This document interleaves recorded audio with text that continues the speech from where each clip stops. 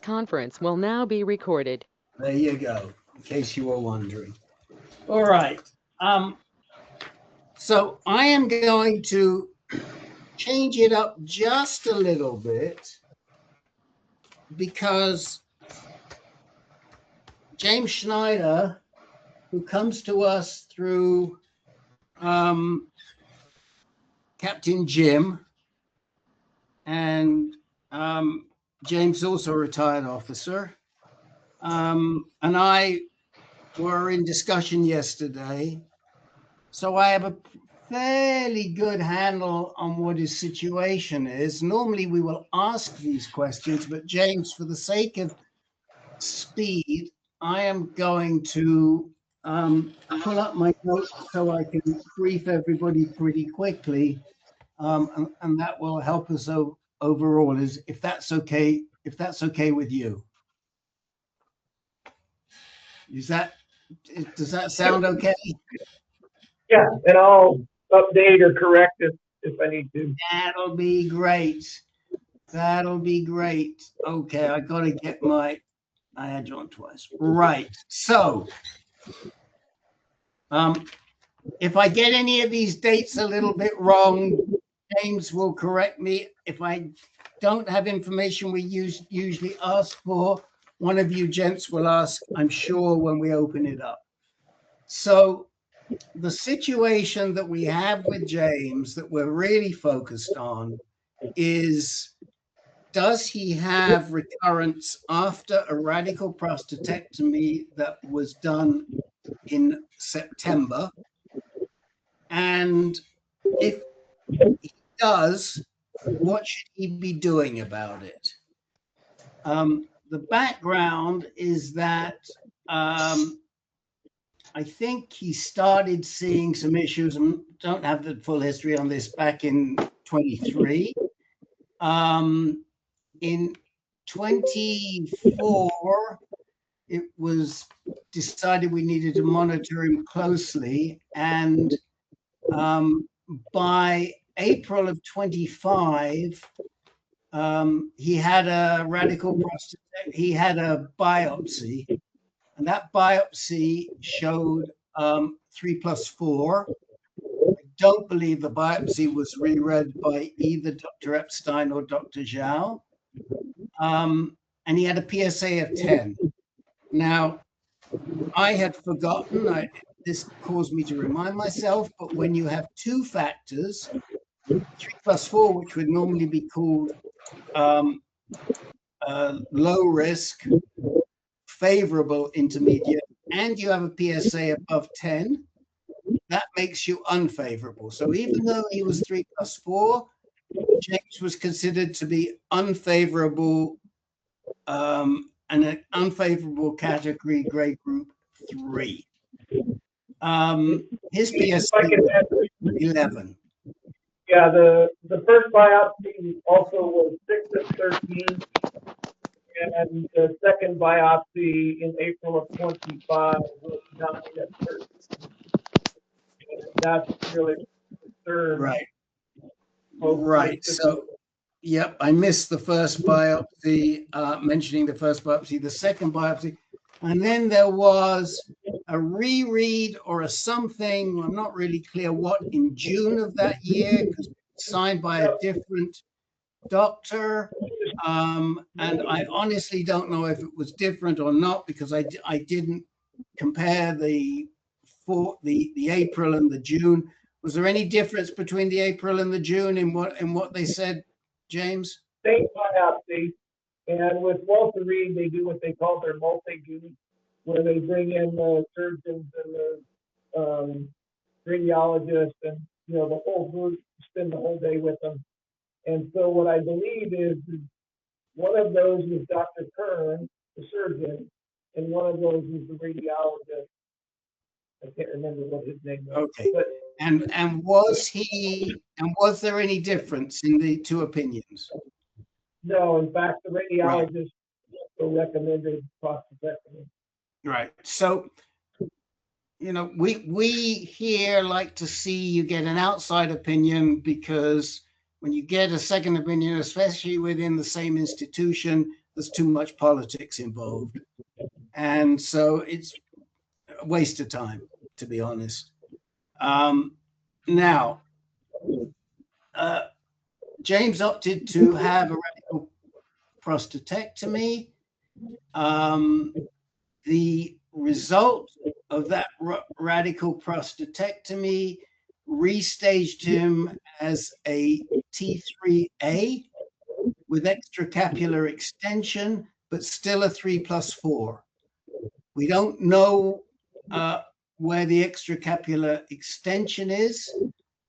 The surgical report said there were negative margins, but the pathology report came back and said, no, there weren't negative margins. In fact, there was extracapular extension and restaged him. And what we have suggested to him is, oh, and I should go on to say that now 4 months later, and I don't know what's your current PSA? 0.379. 0.379. I was going to say 0.4, so that was close enough for government work. So at 0.379, they're sitting down with James to talk about types of radiation. And the advice, the navigation advice that I gave to James last night was, hold your horses. The first thing you want to do is have that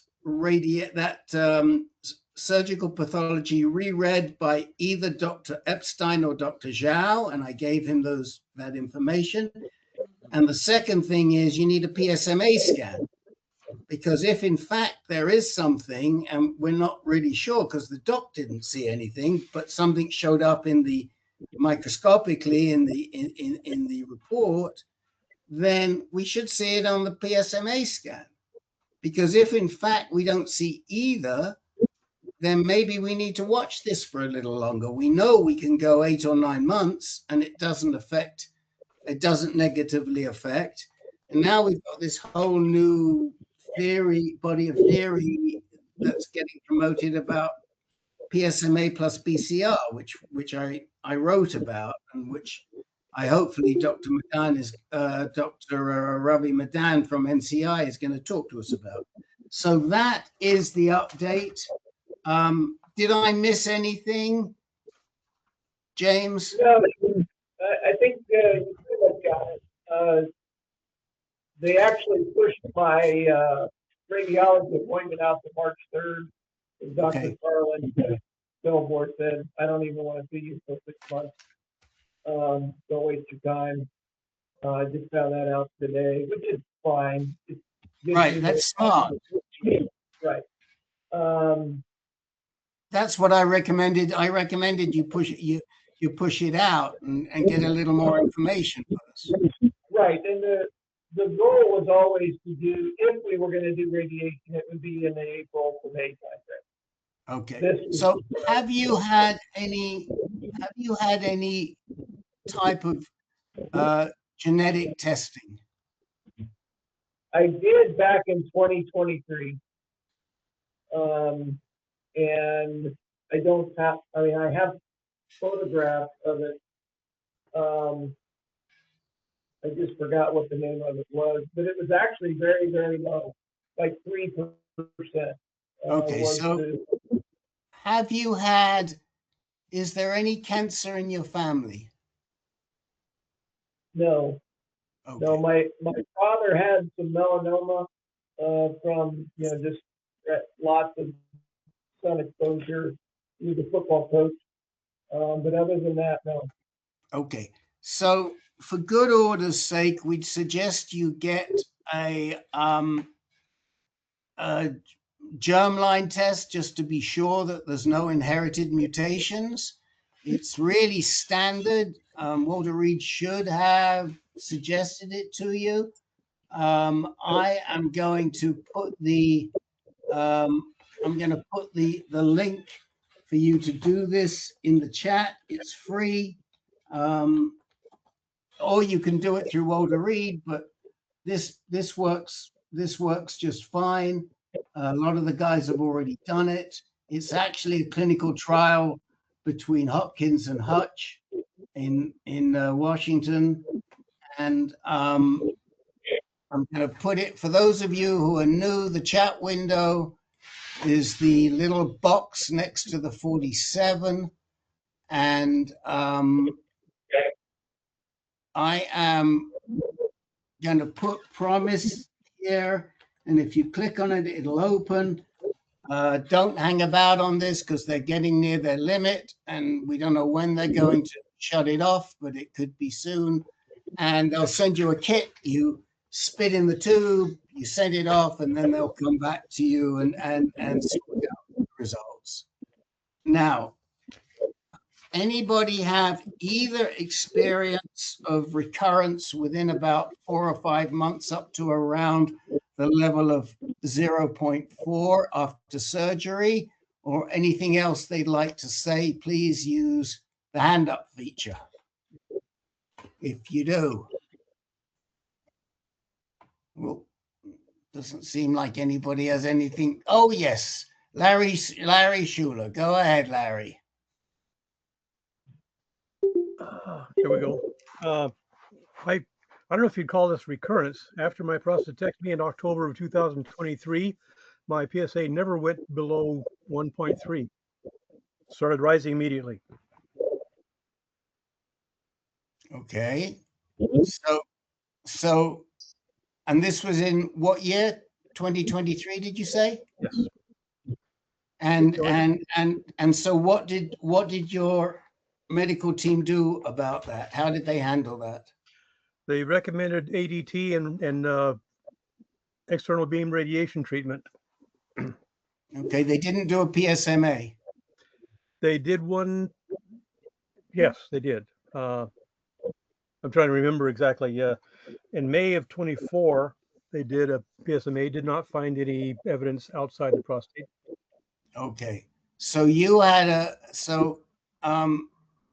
and there was no remaining prostatic tissue showing on the PSMA? Nope. Not that I know of.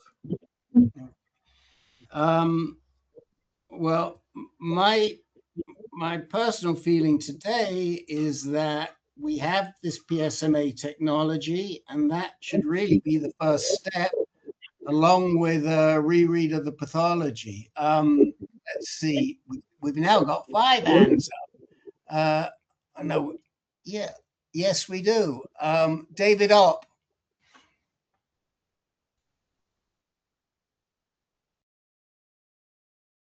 I don't think we can hear you, Mr. Opp. I'll come back to you. Try, your microphone is not the right one. Gary Peters. After surgery in the fall of 2020, my PSA was still up after a couple of months. And I was started on ADT and abiraterone, and later later I started radiation a few months down the road. I certainly would have been a candidate for a PSMA scan, but at that time you had to be in a trial to get them. Yeah. That's a real good point. Did you get your pathology reread? Reread? No, because I was already deemed a 5+4 by Hopkins. Yeah.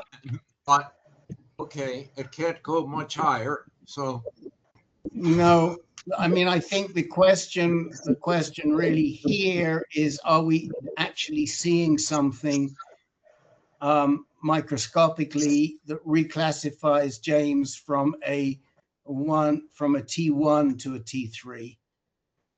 Although actually I can't imagine, I don't know how you were ever a T1, which they said, because with the number of cores you had positive, I would have thought you'd be a T2, but I mean, that's just that's sort of academic. Terrell.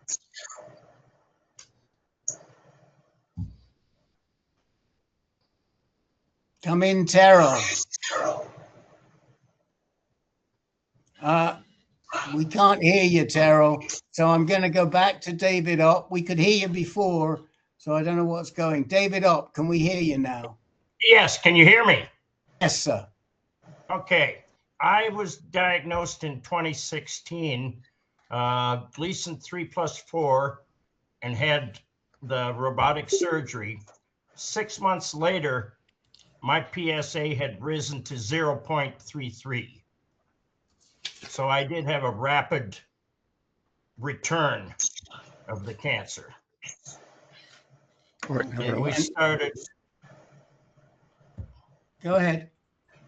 We started salvage radiation, IMRT, with 33 sessions and 12 months of Eligard.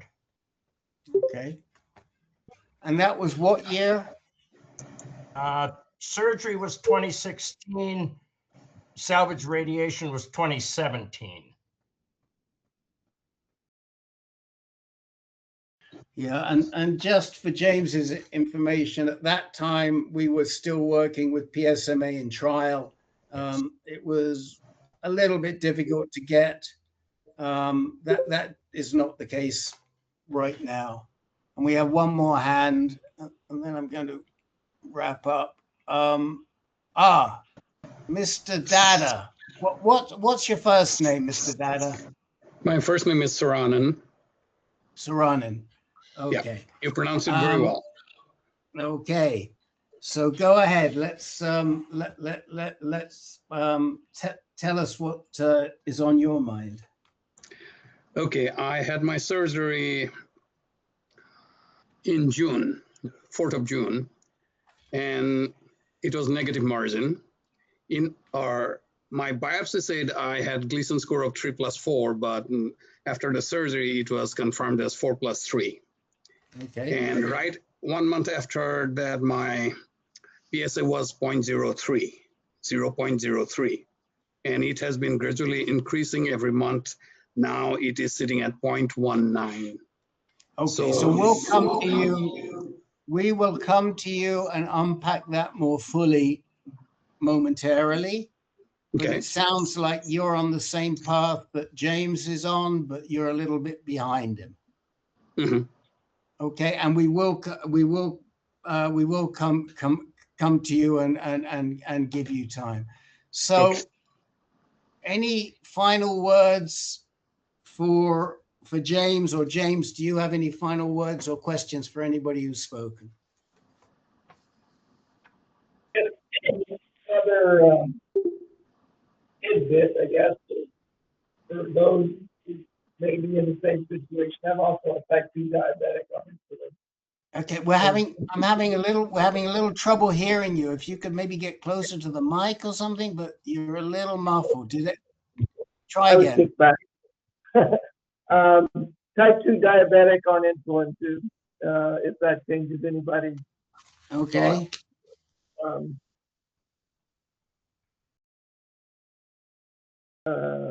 What was I going to say? Yeah, just the one final thing with respect to the analysis. Dr. Kern, felt 100% comfortable not seeing anything, did a very thorough review before he got done with the surgery. In fact, he said he had the pathology reread twice because he didn't believe that it was positive. So I'm with you guys on, I'll get somebody else to read it and get a few, maybe between now and March. That's what I do, is to get some other ideas on that. Well, but we're also saying to you, tell them you want a PSMA scan right away. Right. So you think I should do that right away, huh? Right away. Okay, gotcha. If they're coming back to you and they're saying to you, Colonel, you know what? we think you're T3 and you've got extra capsular extension. And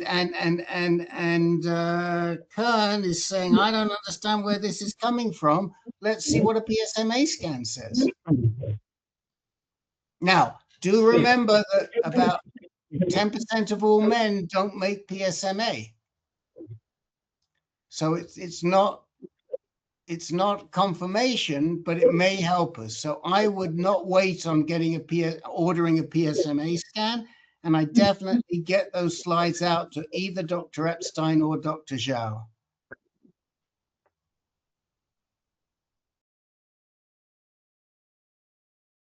And you sent me those contacts, right? I sent them to you yesterday, yes. That's making sure they were the same ones. Thank you. Yeah. All right, guys, we're gonna keep rolling along. And I'd love to try and get through everybody before the top of the hour. So we will try to do it. Let me just look at my list here for a second. We had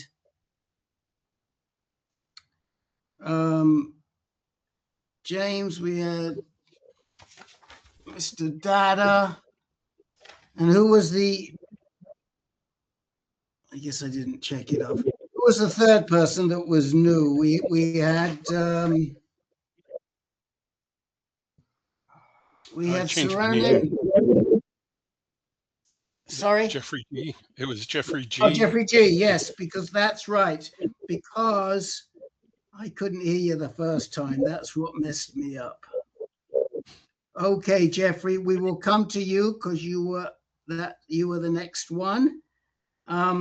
So this time I'm going to ask you the questions.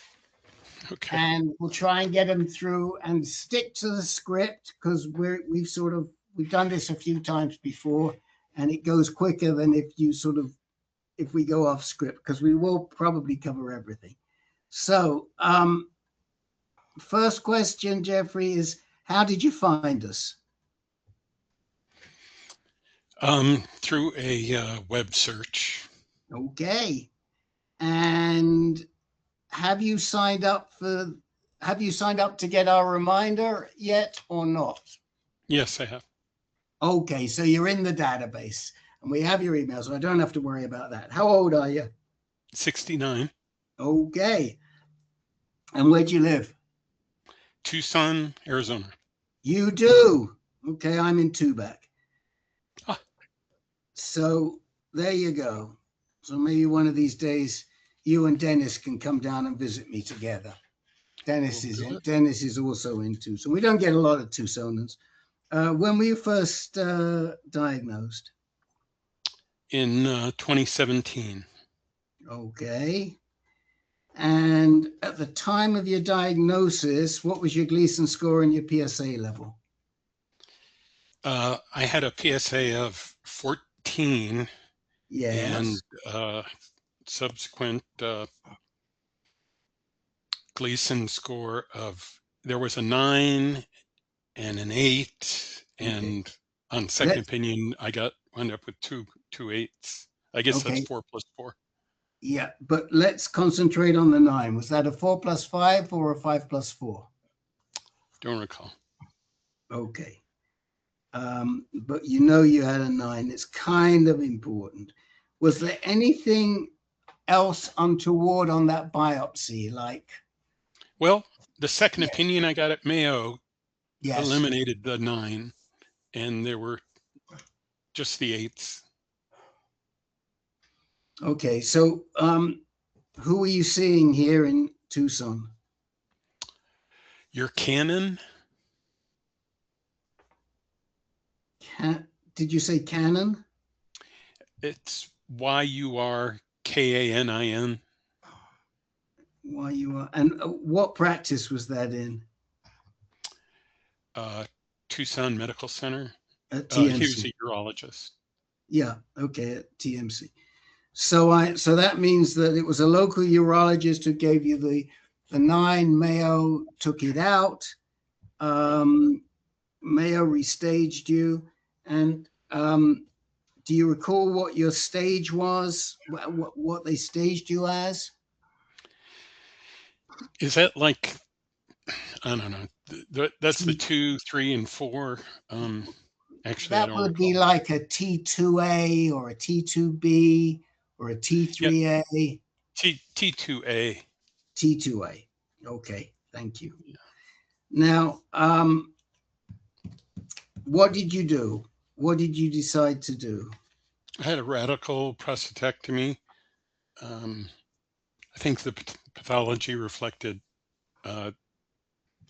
cancer was at the margins. That's the phrase he used.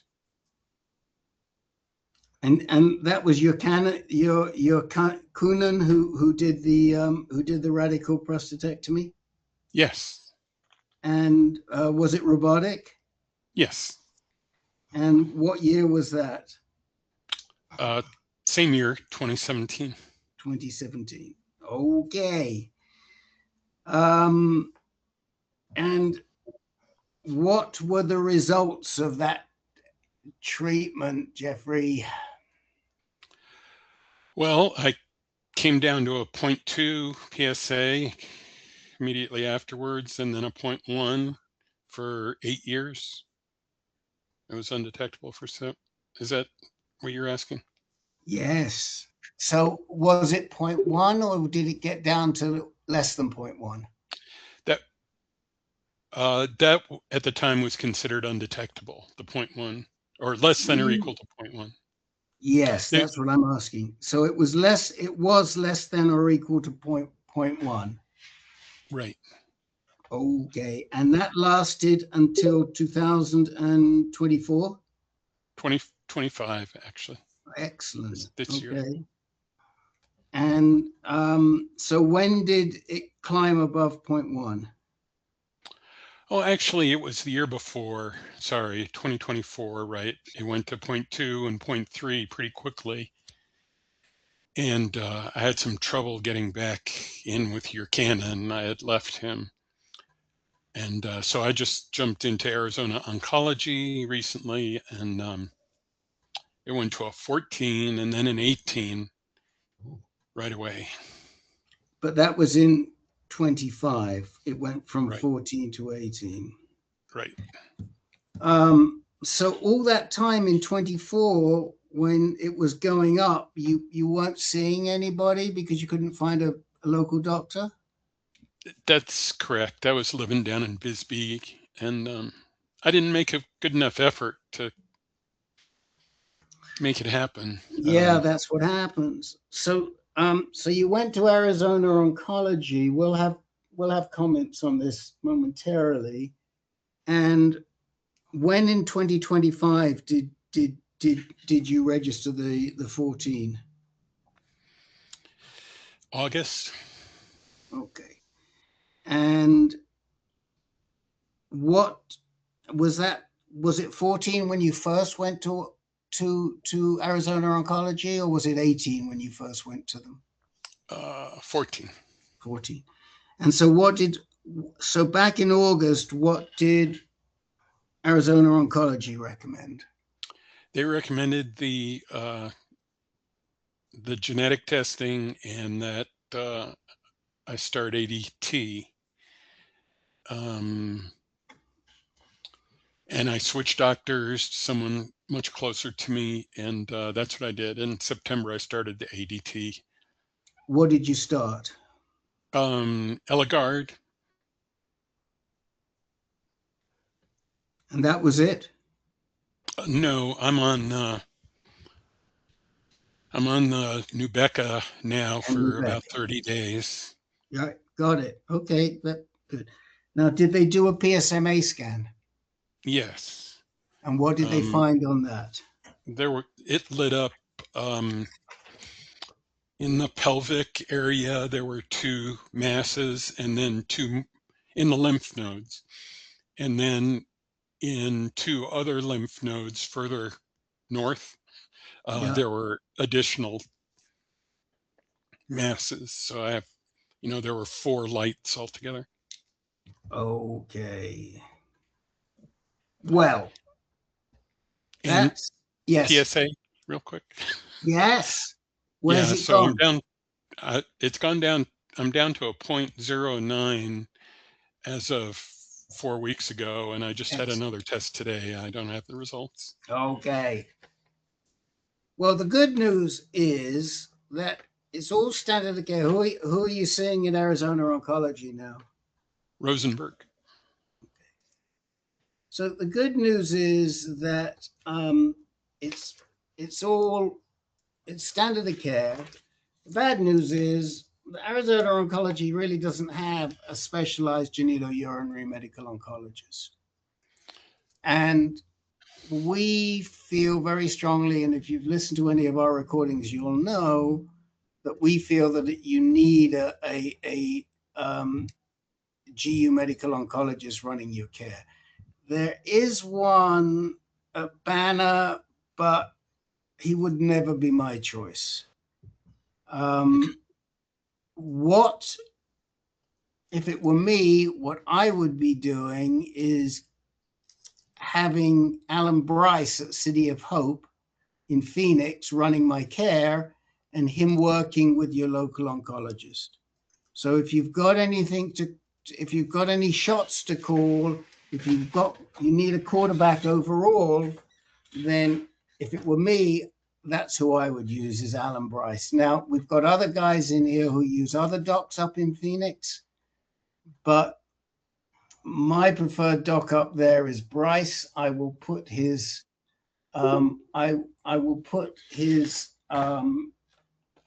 link in the chat window for you. He knows us pretty well. Here we go. Copy. So Alan Bryce, he's really good. He's recognized nationally. He's very strong.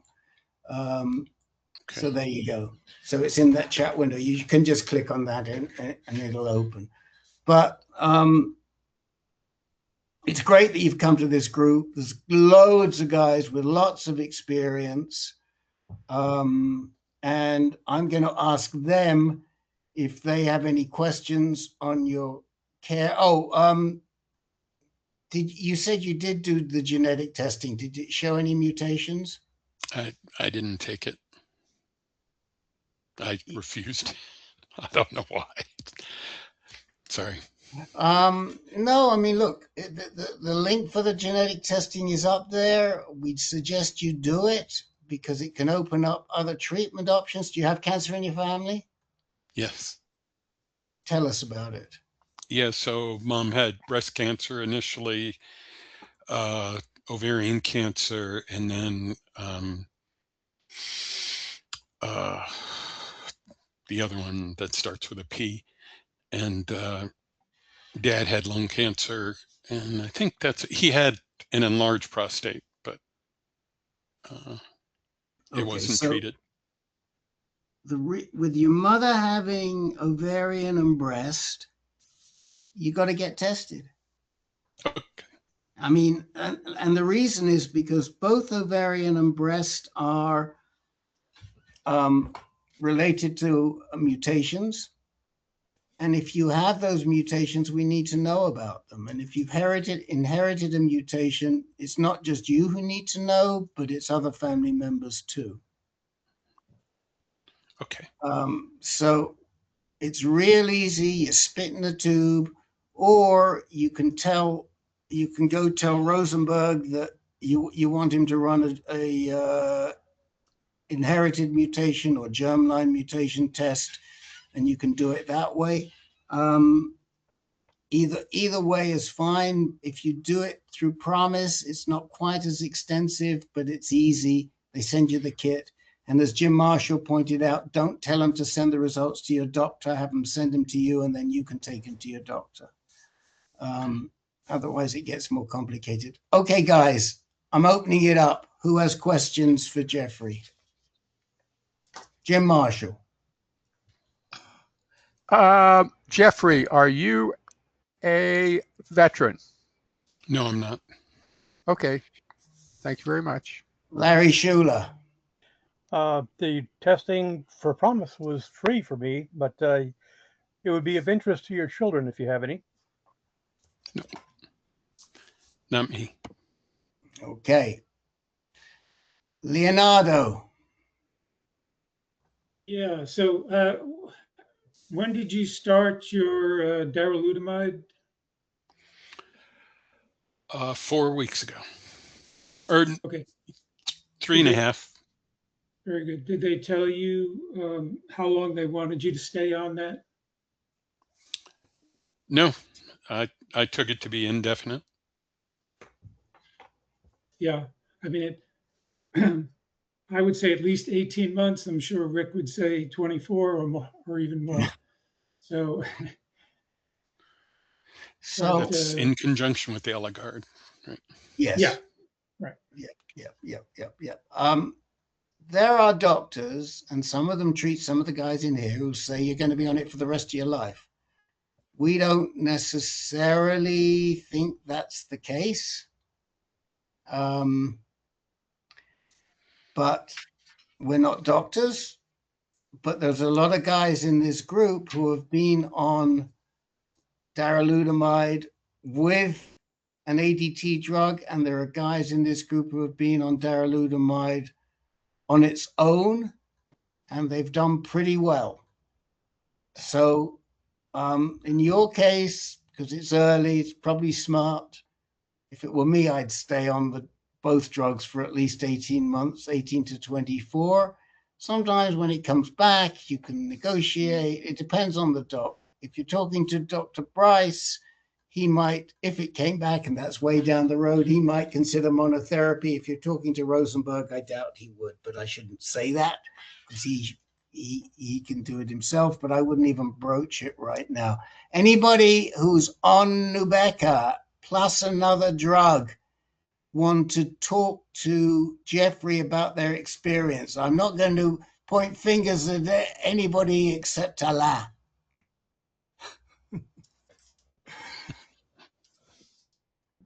That's what I am. I am on Aren't you on Nubeqa and another drug? Lupron. Nubeqa and Lupron, right?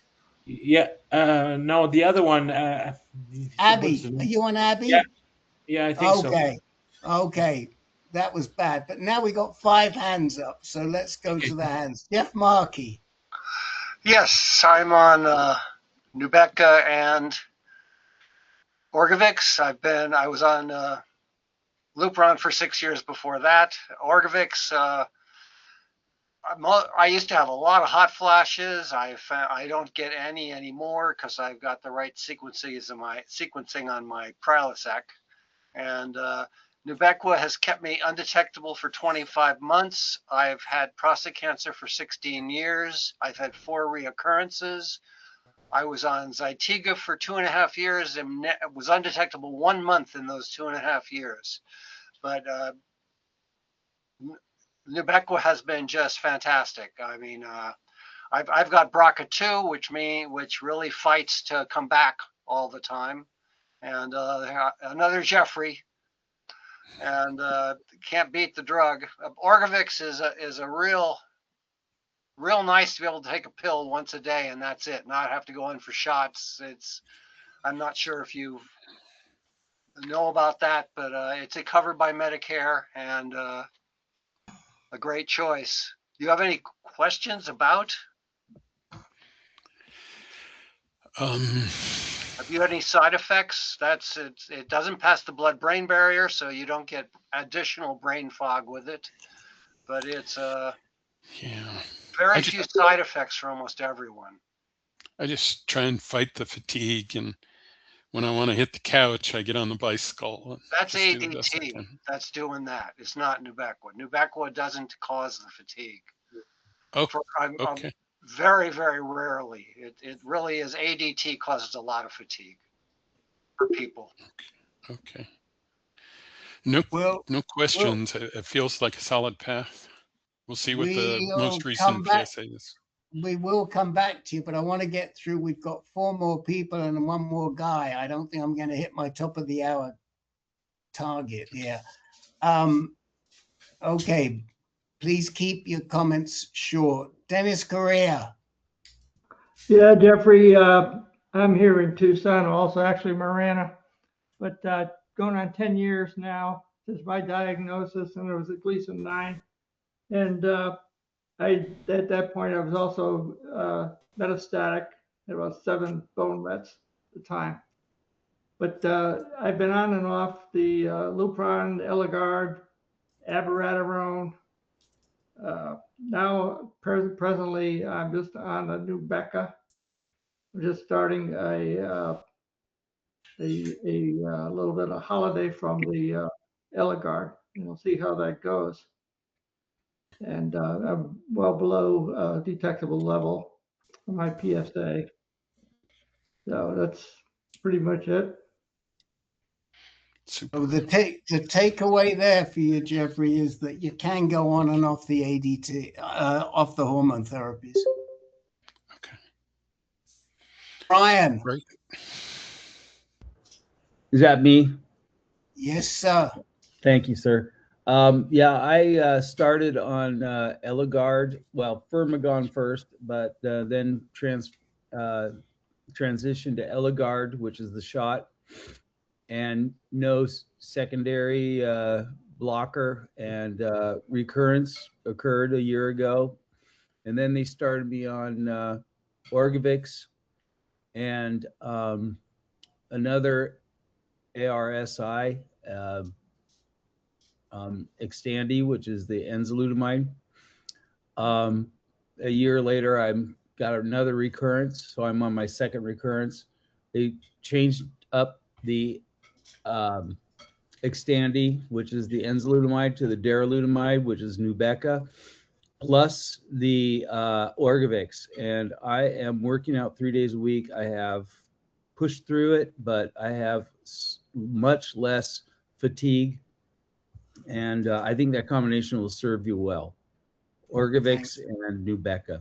Yeah. Thanks, Brian. Yeah, You're I welcome. think one take home for you here is to talk to Rosenberg about getting you, before you get your next Eligard shot, to talk to him about getting you onto Orgovix, because it seems to be, it does the same thing as Eligard, but it seems to be a more acceptable drug to most of the guys who are taking it. And it's a pill. It's not an injection.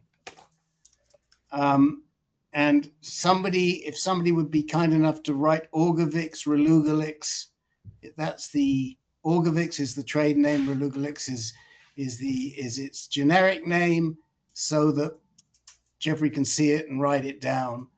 John G.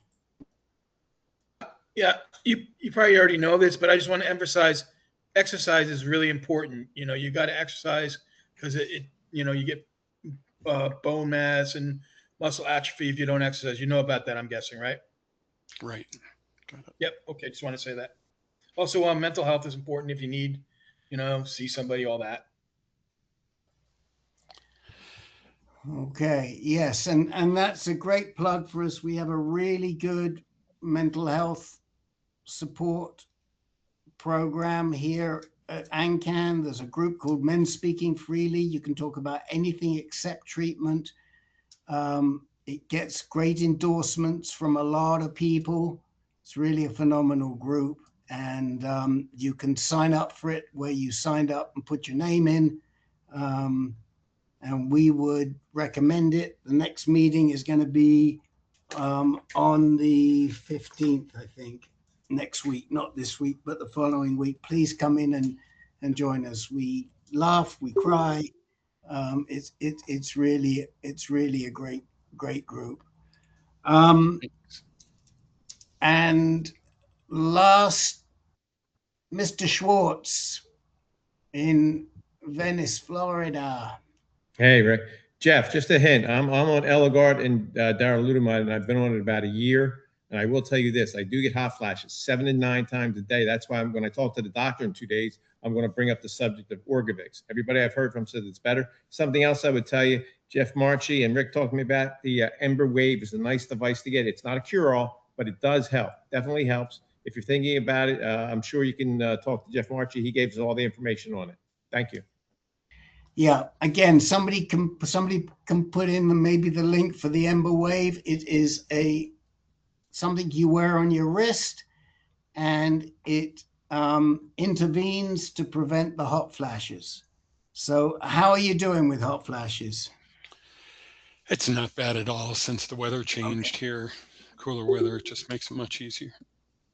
Okay, thank you, Jeff Markey, and thank you, Len, for putting in the other things. Okay, I'm moving right along here, and I'm going to, I need some help. Saranin. I'm going to Saranin. And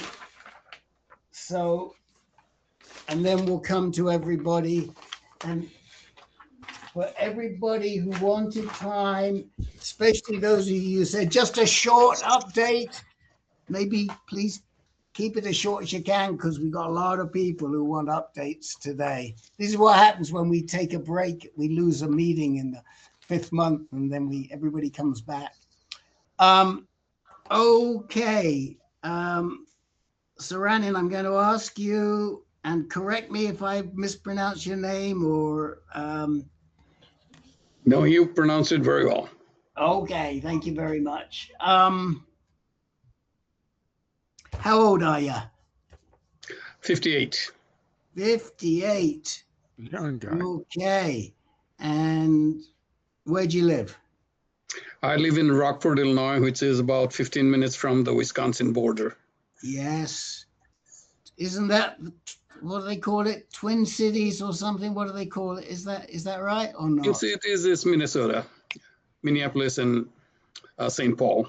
Oh, that's a different one I'm thinking of. No, we got somebody else who lives in your area. Okay. And what year were you first diagnosed? My PSA was high last November. It was 6.2 or something. Then I had it rechecked in January, and it was like 6.6. So I was diagnosed this year. So I had the MRI done in February, then biopsy done in April. Okay. And the biopsy said it was Gleason score of 3+4. Okay, so you were 3+4, and was there anything unusual in that biopsy that was commented on? Nope. Well, the biopsy, the first guy who did the biopsy said there's neuroendocrine differentiation, he thought, but I had it sent to Johns Hopkins. They said no, he didn't have any. Then in June, I had the surgery, and the biopsy done at the time, the Gleason score was made 4+3, and there was no indication of, nobody indicated that it had neuroendocrine differentiation. It had negative margin, the surgery had negative margin. Okay, so I'm wondering. You had surgery in what month? June 4th. June, that's what I thought. June 4th. Hold on a second.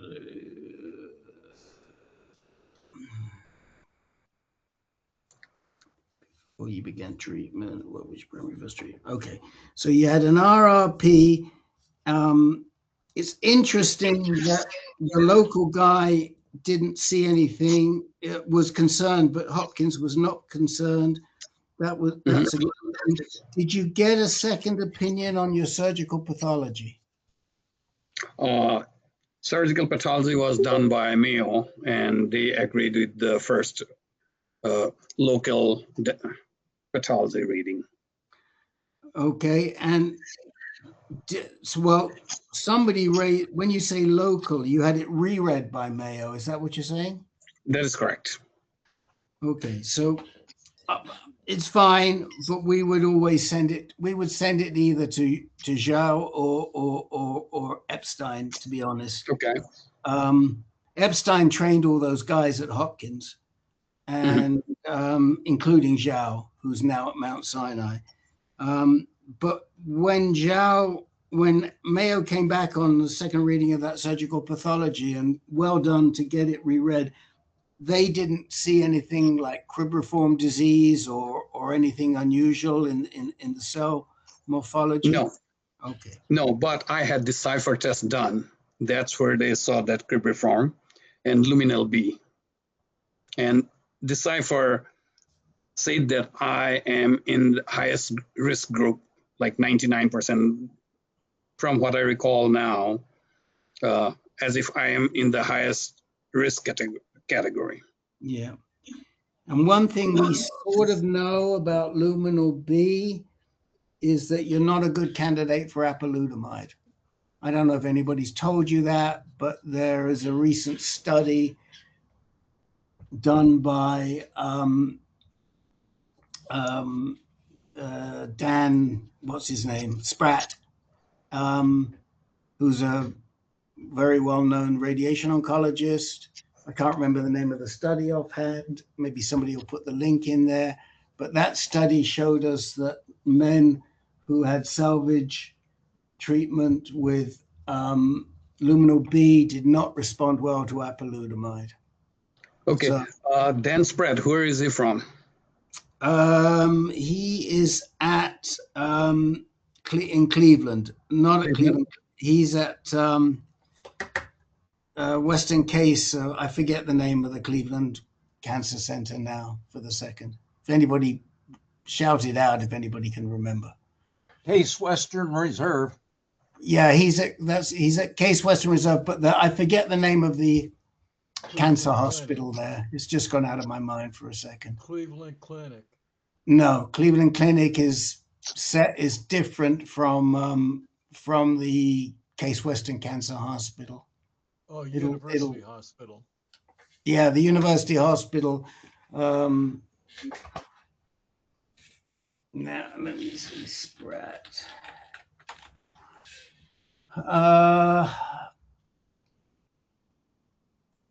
And if anybody can find that study, it was in my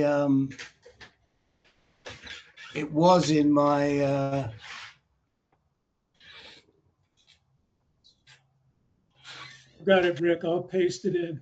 Thanks a lot. Yeah. So so now in 6 months later, you mentioned that your PSA is starting to climb. Is that correct? That is correct. Now, so, I didn't ask you, where were you treated? Where was the surgery done? In Rockford, Illinois. Okay. And what doctor are you seeing right now for the follow-up? The Dr. Fumo did the surgery, so he's my urologist. Right. And there's Dr. Srini, who is my medical oncologist. And what hospital is he at? Dr. Fumo, the urologist, it's a separate practice. It's not affiliated with a hospital, but the oncologist is with OSF St. Anthony. Okay. Now, but the urologist did the surgery at that hospital. Okay. So again, I don't know. And how do you spell Srini, by the way? Sreeni. It's shortened form. Okay. Srini. So I don't know of Dr. Srini. I don't know if he is a GU medical oncologist. One of my guys, I suspect, is going to look it up and tell me if Dr. Srini at St. Anthony, I think you said in Rockford. But for us, especially in your situation and young, it's really, really important to have a GU medical oncologist running your care. And I realize there aren't any we understand there aren't any in Rockford. I can travel to, if you recommend somebody. Yeah, we can do that. What's your current PSA? My current PS is 0.19, and 1 month after the surgery, it was 0.03. Right. 0.03. So every month it has been increasing. It went from 0.03 to 0.04, then 0.07, 0.1, Okay. 0.00, We got it. 0.12. Yeah. We got it. We got it. We got it. Well, we get the picture. Have they talked to you about a PSMA scan?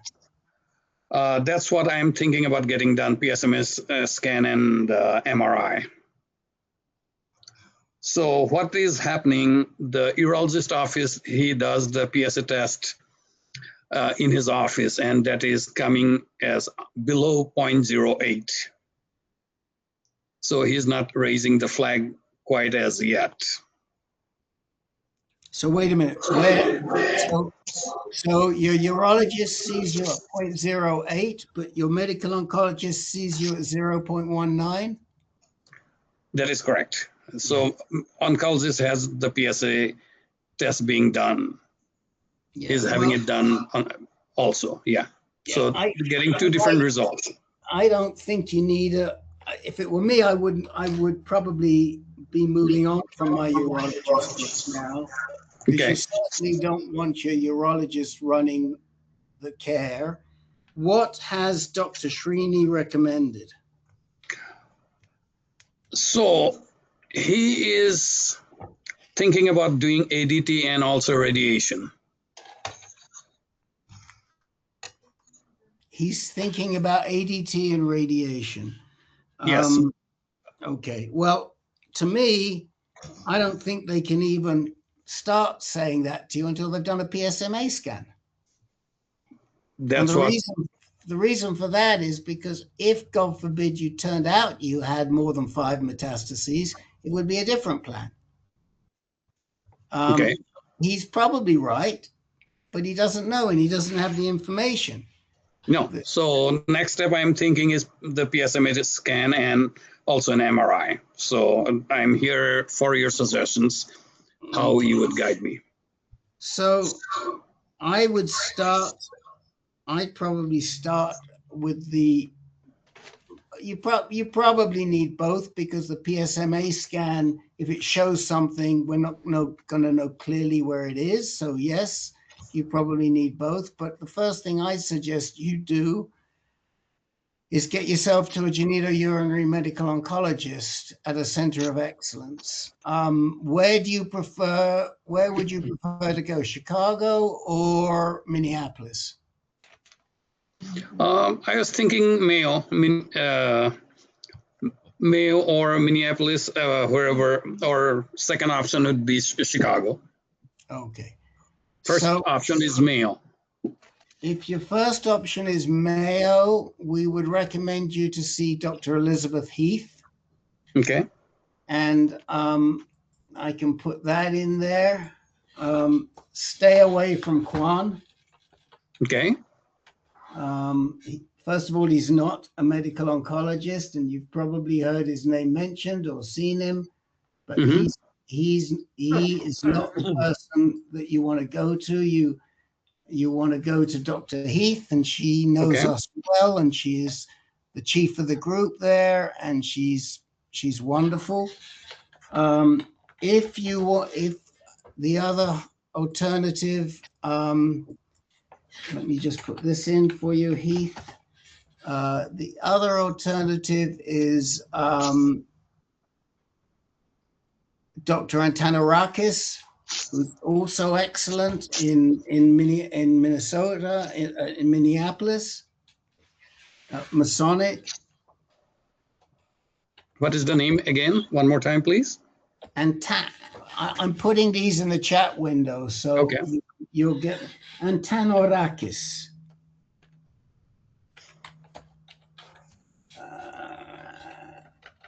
Or is it Antonarakis? Yes, it's Antonarakis. I got it. I sort of got it the wrong way around there, but let me give you, here you go. Copy. I'm just putting Dr. A. And if you want to go to Chicago, we can give you a very good name there too.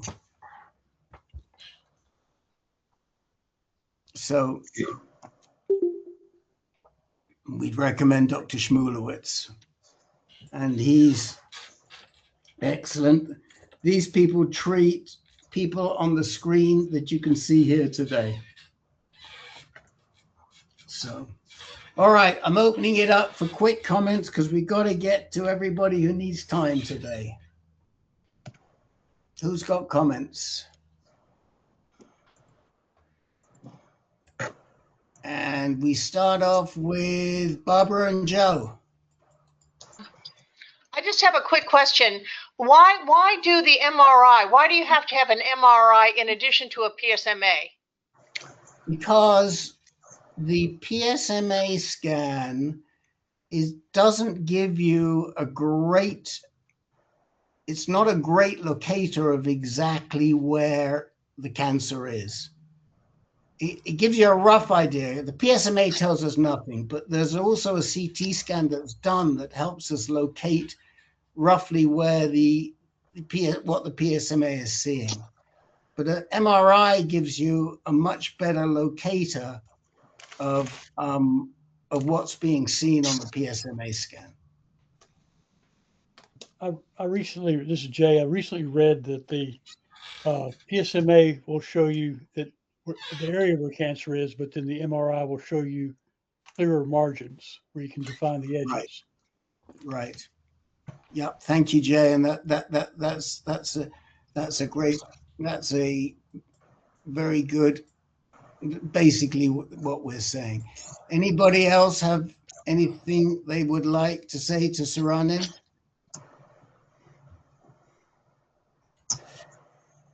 I have one thing that I'd like to mention to you, and Saranin, I just put Schmulowitz in there, so you've got all these. And by the way, guys, you can click on this, and they'll open in your browser, or you can click the 3 dots on the same line as the chat, and you can download the chat messages, but you have to keep doing it right the way through. It only downloads to the point that you click download. So it doesn't keep it going. But anything that we've said to date, you can download. We have a under 60. We have a group for men with stage 3 and stage 4 cancer under 60. And since you're recurrent, we'd love for you to come to that. That will meet next week. Okay. Do we have your email address, Saranin? I don't think I have put it in there, but I'm going to. Okay, so you can send it to me directly. You can put it in, and everybody will be happy to get in touch with you. About 40% of our people make friends with other people on the screen. Okay. But we want to sign you up so you get the reminders. Okay, thank you, Rick. And I will, when I sign you up, when I have your email and I sign you up, I'll put the under 60s group in there for you too, as well. Okay. Anyone else have anything? Any other questions for us?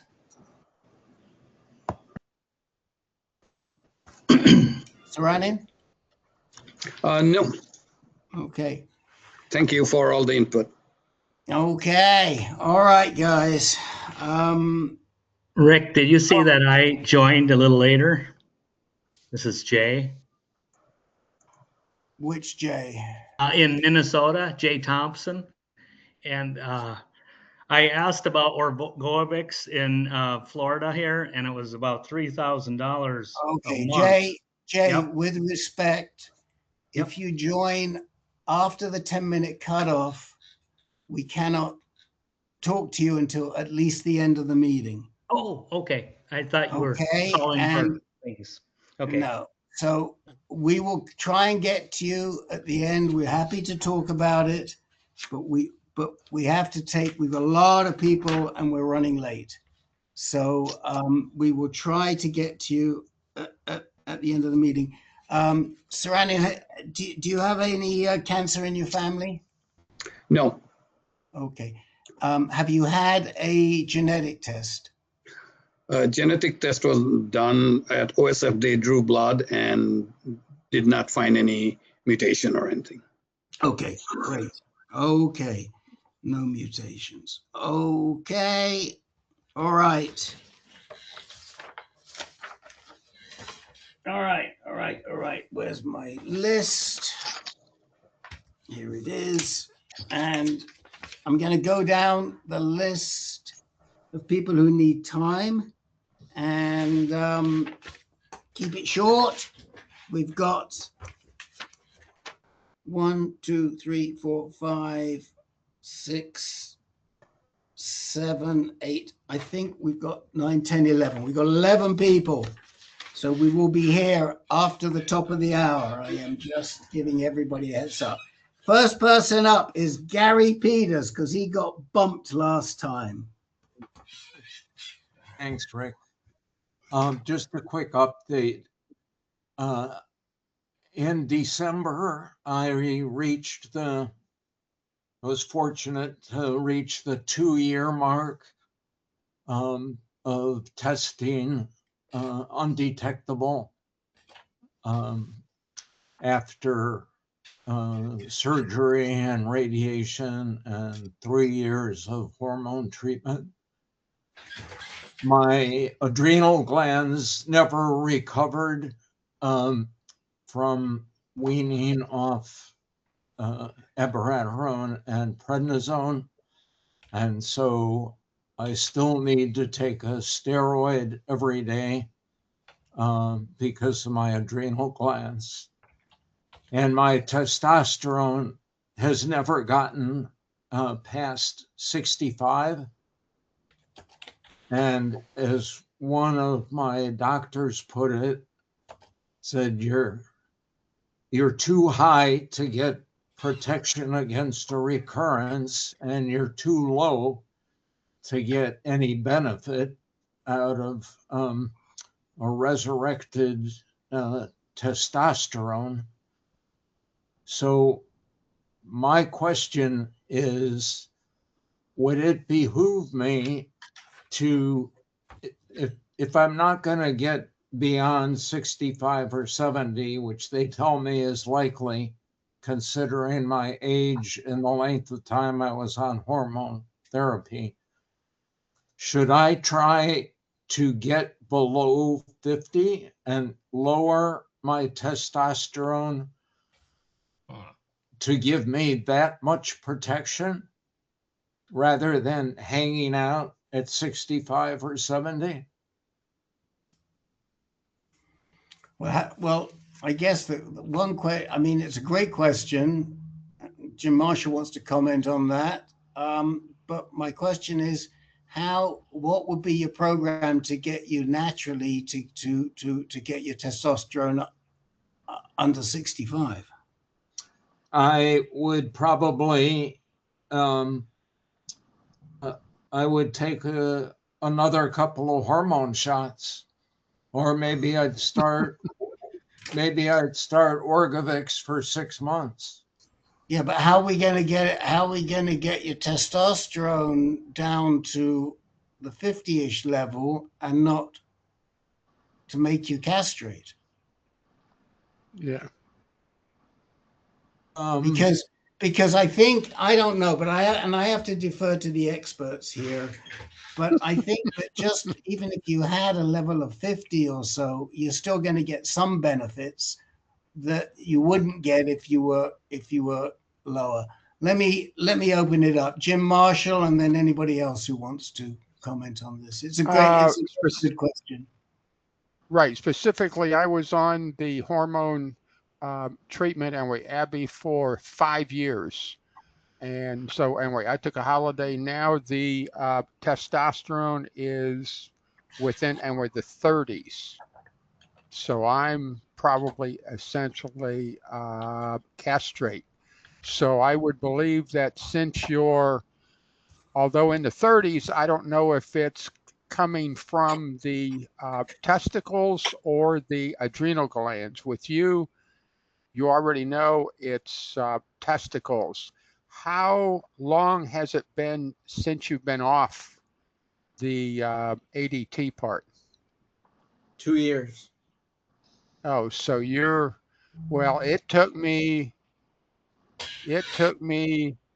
over 2 years to even start to to even have the testosterone budge a bit from the low teens up to the 30s, but now it's been close to 23 months that it's in the 30s. So I don't know if going back on that, or I don't know if testosterone in the 50s is a bad thing, a good thing.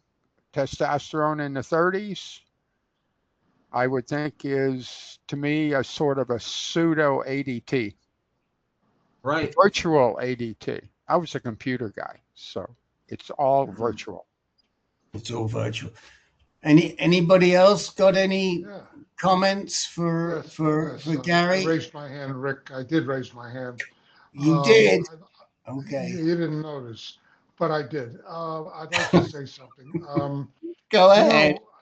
Doesn't it really depend on subjectively whether you feel a difference? I know I've been on a holiday to try to get my testosterone back up. I'm actually taking Clomid, and I feel better. I don't know whether it's placebo, whether or not it's my testosterone is getting up there. I don't know. Last time I took it a month ago, it was only 23, and that's certainly subcastrate, or it's very castrate level. However, the fact that I'm feeling better is sort of a barometer. Maybe it's gone up above 50, maybe it hasn't. But I'd ask myself whether I feel different at 63 that you mentioned than you did when it was very low, below 50 or 30 or 20, whatever it was, because that would determine whether or not I would want to, have my quality of life go back to being what it was when I was on Orgovyx and darolutamide. So I feel much better without it, and I wouldn't unless my PSA started to rise, or I had a scan that frightened me. I wouldn't quit trying to get my testosterone back up there. So maybe you can consider talking to your medical oncologist if you want to about going on Clomid. Okay. Larry Schuler. Yes, I have a lot of opinions on this, which I will spare you, and just say this.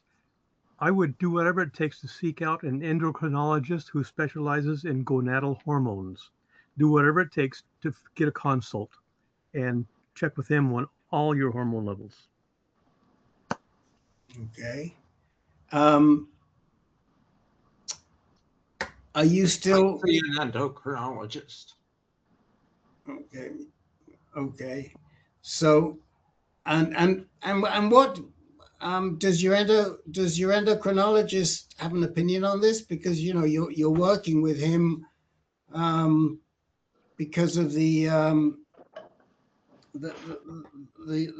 problem from the abiraterone. I haven't seen her since I was told this by one of my other doctors, but I plan to ask her. I mean, do you not do anything with this daily steroid you're taking to see if you can come off of it yet, or if anything's happened? I mean, do you have a yearly appointment with them or something like that? Yeah, periodically we test it. Every time we test it, my body doesn't produce the cortisol. Okay. And who's your main man? Still Carducci? Yes. Okay. Okay. And have you consulted with Carducci? Is this where the information is coming from, through Dr. Carducci? No, it's actually coming. I heard Dr. Aragon Ching say this. Well, heard her say what? That if you're at 65, you're in no man's land? Right. Yeah, well, I she's not your doctor. I think you start by getting a consult with Dr. Carducci if you're still sticking with him. And if not, we'll find you another good medical oncologist. You know, you can say to Carducci, you know, Dr. Carducci, I'm down in the DC area. I'd much rather see Dr. Palla because she's local to me and I don't have to schlap. Would you mind if I switched over to Dr. Palla?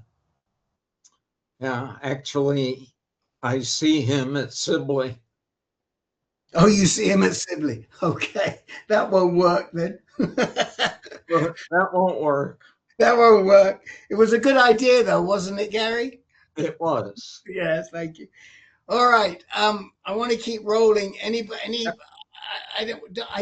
do think you've got to talk to, I don't think this is what I heard. Okay, Aragon Ching, yeah, she's a GU medal, but you got to talk to your own docs about this and not come up with these plans based on what you heard somebody say. I will. I was just wondering if anybody here had an answer to that before I started that merry-go-round of Q&As. Okay. All right, John McPhee, you're up. Oh, okay. I'm 3.5 months now into apalutamide and Zoladex. I had a rough start. Started taking the apalutamide pills at 7 o'clock at night, so they would hit me when I was in bed. About a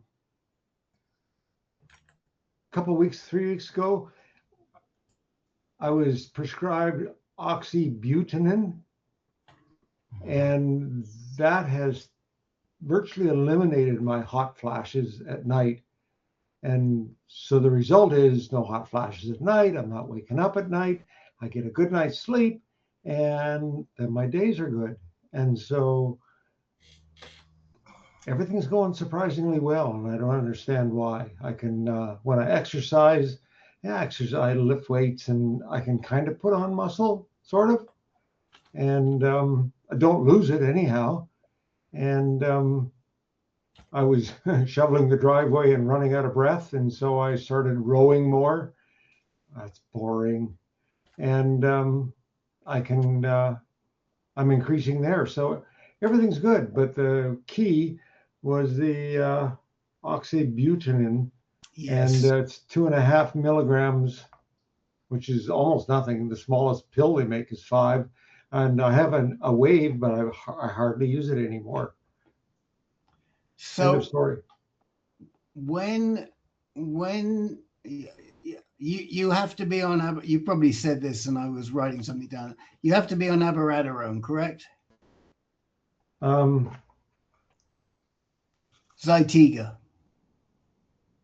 Zoladex and apalutamide. And apalutamide. Yeah.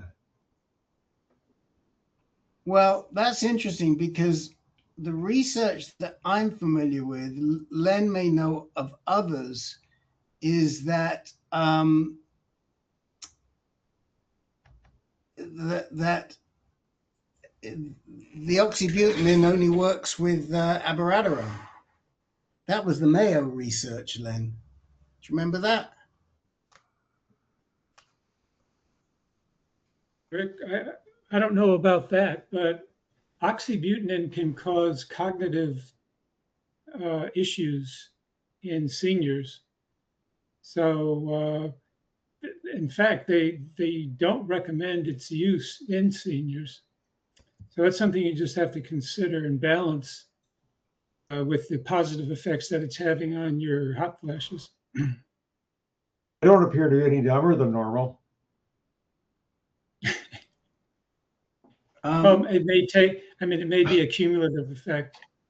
It won't be instantaneous. Okay. When did you start? When did you start the Zoladex and the apalutamide? Did you say? 3.5 months ago.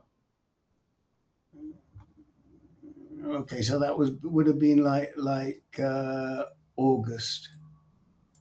Yeah, mid-August, something like that. Okay. Well, look, if it's, you know, if it's working, that's fantastic. It's just real interesting because that oxybutinin was, I only thought it worked with abiraterone. So it's pretty, you're doing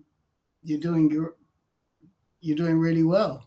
Yeah, it used to be that I would get into bed and the first thing that happened was I'd have a hot flash. Yeah. And so you kind of pull the covers up, lay there for a couple of minutes, and then start flipping them off. Yeah. And maybe turn on the overhead fan. And we keep the bedroom really cold. Okay, And well, so it works. I like the oxybutinin.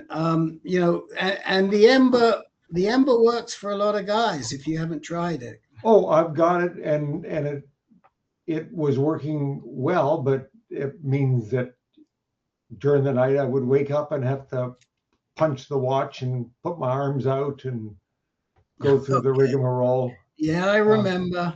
Now I don't have to do that.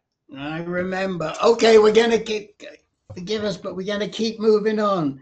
David Opp had an update for us. Yes, just shortly, trying to make it as short as I can. Yes. I had a radical prostatectomy in 2016. Since that time, my cancer has come back 5 times. The most recent one was February of 2023. I had a PSA of 6.2 and a PSMA scan found 18 scattered bone mets. I was restarted on Eligard, and we added abiraterone. Within 2 months, my PSA had dropped down to less than 0.1. And basically, I did abiraterone for a year at full dose. After a year, we reduced the dosage to half. And in September of this year, we stopped the abiraterone. My PSA has been undetectable for 32 months right now. I'm currently weaning off prednisone, and our initial plan was to do 36 months of ADT plus abiraterone. That'll be in February or March when my next appointment. My plan at that time is to stop the Eligard injections on it and see where things go from there.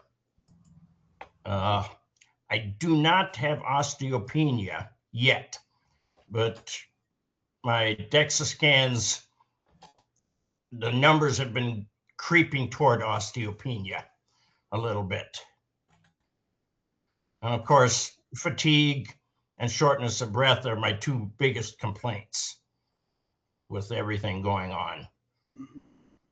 So this prednisone shot, was this a 6-month prednisone shot? That this Eligard shot, was this a 6-month Eligard shot? 3 months. Okay, so you just got that. So you would have in December. In December. Okay. And you discussed that as being the last one? Times I brought it up, I get told it's too soon to discontinue. But I feel I need to just to get back to closer to normal for me. I'm still active on our farm and ranch at 71, so I'm not retired or anything. So I need to be able to work during the day. Okay, and so you're weaning off the prednisone, you want to stop the Eligard, you're still undetectable, correct? Yes. And any specific questions for us, David? Not really. I guess just some pointers I can use to reinforce my want to stop the Eligard injections. Yeah. And how long? I'm just trying to see, when did you resume those Eligard injections? February of 23. Yeah. And Okay. February of 23. And at that time I was told 36 months. So that would be, coming up March of this year. Right. And when was the last time, when was the last time you had a PSMA scan? 6 months ago was a PSMA, or 7 months. December was a choline C11 scan. Okay. And that shows no sign of any metastases. We've discussed this enough times before. You know what our opinion of the choline 11 scan is. Yes. But the PSMA is good. Look, Jim Marshall, what was on your mind? Okay, I did the same thing as you. After 5 years, you are doing it after 3. The thing I did, I get essentially PSA, blood test, testosterone, the whole thing every month. Okay. And I have for the 8.5 years. So I feel like I am keeping track of it monthly. And true, I could do 2 months or 3 months, but I've been doing 1 and it's good. I currently get those every 3 months. Well, as I say, psychologically, I like to see them every month because then I can stay exactly at the time it happens to budge. And also prior to the blood test, for 3 days, I stop essentially exercising. Okay. In other words, how about the layoff, the heavy work, shoveling, sledgehammering. We got to make it short. Okay, we got to make it short. Okay. Saranin. Go for it. Saranin. I believe you made a comment regarding the choline scan that's from Mayo. Yes. Is it not as good as PSMA? Nowhere near as good. And okay. Generally agreed. There are certain doctors who think that they can see more with it, but it's highly questionable. It's highly questionable by the academic community. Okay. And there's one particular doctor at Mayo, and as we mentioned to you before, you want to stay away. We would stay away from that doctor. That's what I said to you earlier on. Okay, I recall that. Thank you. David's happy, but we've seen too many people who haven't been, and I don't want to go there.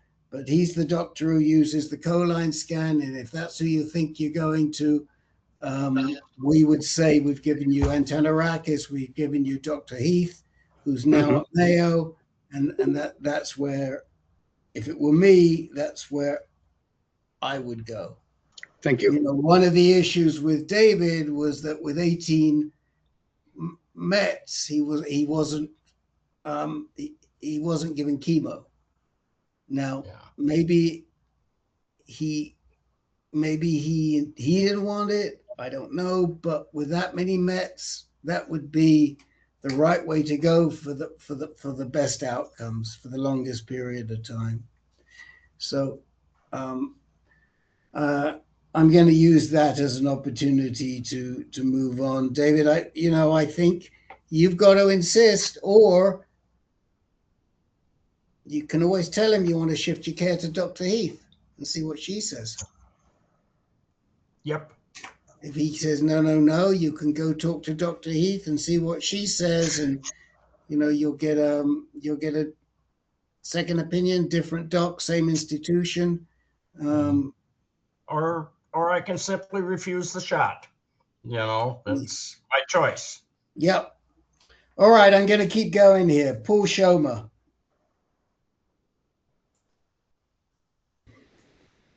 Yeah. Hey, Rick, good to see you. I am in the pre-scan phase. So I've only been diagnosed 2.5 weeks ago with a group 5 and a Gleason 9, 5+4. And oops, sorry, let me get my head in there. My current PSA is 22.05. And I have got my first PSMA scan on Thursday. So yeah, I'm pretty new to all of this. And Rick, I'm not sure what else you need me to say. Well, you asked for time, so tell us. I may have one question for you, but Paul, tell us what is it that you need time for? I just wanted to introduce myself because Oh, the first time I joined the group, which was 2 weeks ago, I had some technical issues Yes.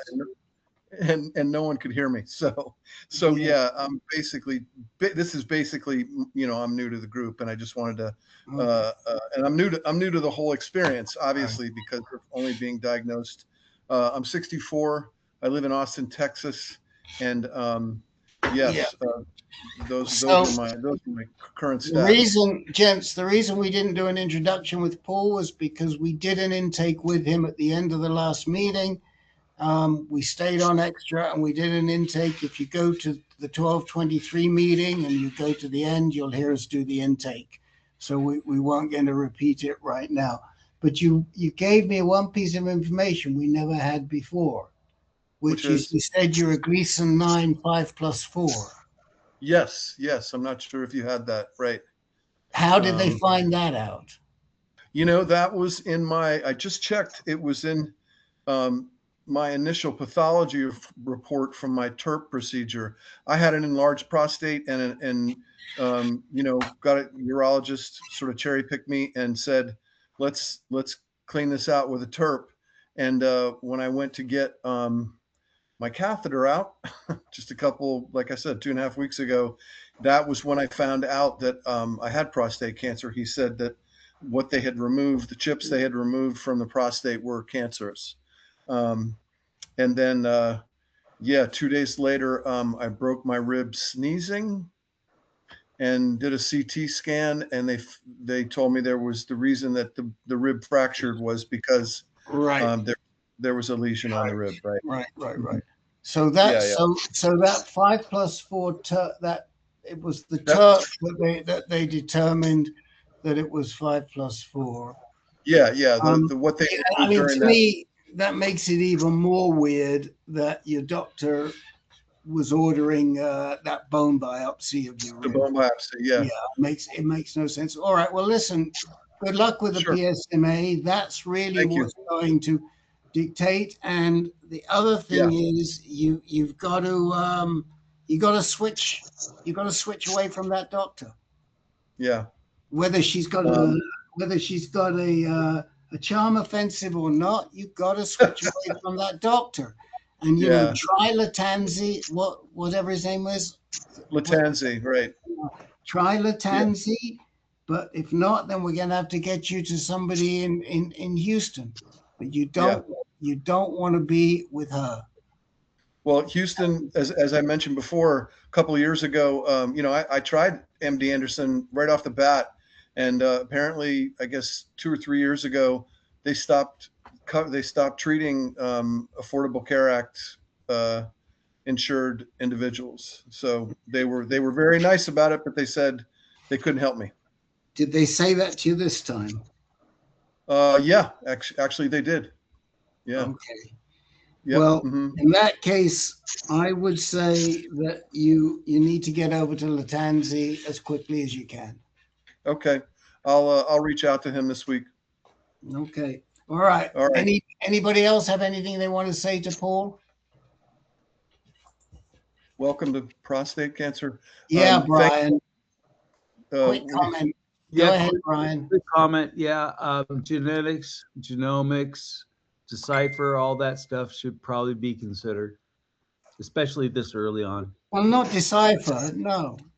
I mean, why decipher? What do we need decipher for? When What we you're- know he's a 5. We know he's a 5+4. Maybe reread, but we don't need that. What Yeah, we really that's need, true. and the genetics, like we mentioned to you, you know, get a promise scan. Don't you Yeah. have history, right? You have family history, as I recall. Some, not a lot, but yeah. Okay, Not make very a much. note of that promise test and get that done, and then Promise, that's right. and it's in there. And then genomics, we are the genomics. It's too early for genomics. First of all, we got to find out where this cancer is, and then we can. Yeah, go. yeah. Exactly. I'm still in like, yeah. I'm still. Got to move I'm on. still- Got to move on. I'm still And bad. no, All right. he's not a vet, Jim Marshall. Okay. Cheers. Okay, thank you.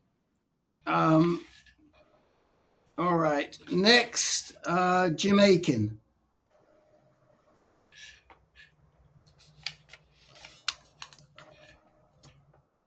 I think he left. You think he left? Okay. Going once, going twice. Give us a shout.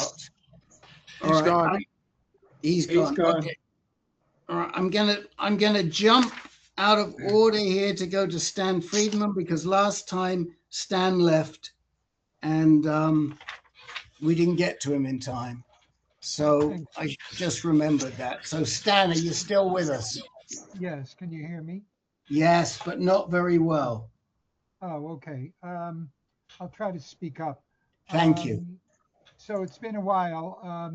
The beginning of November, I completed my 5th Pluvicto treatment.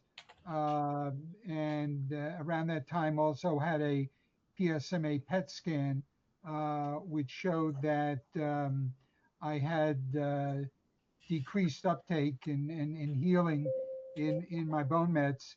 And I also had a PSA reading of non-detectable. So it seemed as though the 5th treatment had really, or the first 5 treatments had really had a good effect on my prostate cancer. Unfortunately, I never got around to understanding what all that meant in terms of the 6th treatment and what the doctors thought about my progression, because I accidentally took a fall and wound up in the hospital for 3 weeks with 2 fractures in my pubic ramus in my pelvis. And I'm just now beginning, I came home about a week and a half or so ago and just beginning to get out. So I have blood tests and doctor's visits with my oncologist, et cetera, all set up for this week. So I don't know what they're going to recommend in terms of whether to go ahead with the 6th treatment or whether to just, put it in abeyance and see how far the 5 treatments will take me. So that's basically an update.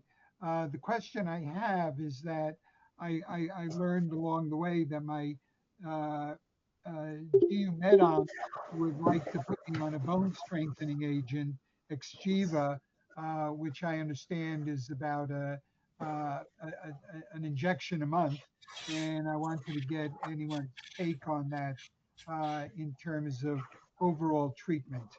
Okay. So just a quick comment on the Pluvicto, given that you didn't have extensive disease to begin with. If it were me, I'd be pushing to keep that extra Pluvicto in my hip pocket, because right now it can be it's not easy to get more than 6, but you can do it as Frank will tell you, but you have to pull strings. So it's good to have it in your hip pocket. Secondly, when was the last time you had a DEXA scan? I don't know. I've never had. Well, before your medical oncologist, I mean, it's probably smart to go on a bone strengthener, but the information she really needs, or he really needs, I can't remember, I forget who you see. Yeah, Dr. McHugh. You see Dr. McHugh. The information Dr. McHugh really needs is your bone density. Yeah. So where I'd start is going back to Dr. McHugh and saying, yeah, Exchiva sounds good, but can we do a bone density test? You know, he'll say, well, we don't need it. You just fractured. But we do need it because we need to know, you know, how frequently you need the Exchiva. Because Exchiva can be given, it's not always every 6 weeks. It can be every 3 months. But let me turn it over to the Exchiva experts. Len, what's your thought on this? Nowadays, routinely, they give Exchiva once every 3 months. I don't know. Right. I haven't heard anybody giving it more often than that. Right. A pretty long half-life. Yeah, that's it for me. Yeah, I mean, you know, back in the day, it was originally, I think it was FDA approved for every 6 weeks, but we found out people just don't need it that often. And I think that, yes, if you have serious issues with your bone density, you might have just gotten unlucky. So step one is get a DEXA scan, for goodness sake. Yeah, the trip had the fall had nothing to do. It's a long story, and I needn't go into it. But the trip had nothing to do. My tripping had nothing to do with my bones or bone density or whatever. I got pushed. I fell, and that caused. Yeah, but you don't know that because you don't know how strong your bones are. Well, that's true too. Yeah. You don't know. You know, I mean, when I was 56, they told me I had osteoporosis. I said, are you kidding me? I didn't know how strong my bones were. So, you know, we could say to you, but you're osteoporotic and maybe you need it, osteoporotic, maybe you need it more. The starting point to me is, yeah, we need to measure your bone density. And then from there, we can decide what's the best treatment for you to go on and what the frequency is. Yes, Len. Yeah, Rick, I just wanted to support what you were saying about the final Pluvicto dose. Dr. Antanarakis, who most of the guys here know and respect, his policy is 2 shots of 2 cycles of Pluvicto, and if the response is good, he stops right there. So you've already got 5, okay, but I wouldn't. You probably shouldn't even consider that last shot. I mean, talk to your doctor about it anyway. Yeah, talk to your doctor. But if it were me and if it were Len, we would be keeping something in our back pocket. Yeah, especially with an undetectable PSA and exactly. Yeah. But the more important thing is, yes, it certainly makes sense that your bone strengthener makes a lot of sense, but you don't need it that often, and you need to know what your bone density is before you agree. Got it. Okay. Thanks. Anyone else want to comment on that? Who has that? Is that, yeah, that's Slim with his hand up. Okay. We're moving right along to Bob Young.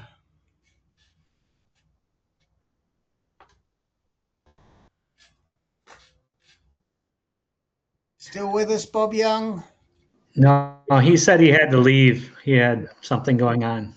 Okay. So I should make notes here. Who else left, did we say? Somebody else left, didn't they? Bob Young and Jim Aiken, right.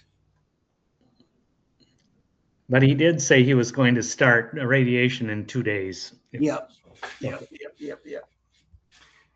So, all right, we're gonna keep going here, and Barbara and Joe.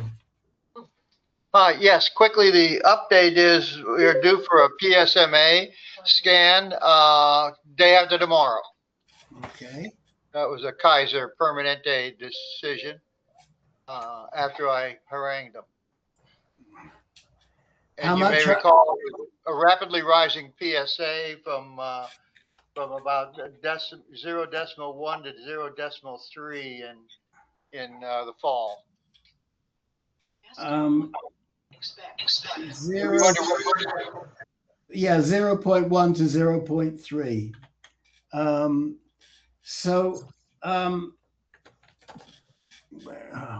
I'm just trying to pull up your notes in front of me. So, was it hard for you to get them to agree? No. Not really. Just a lot of letters. Okay.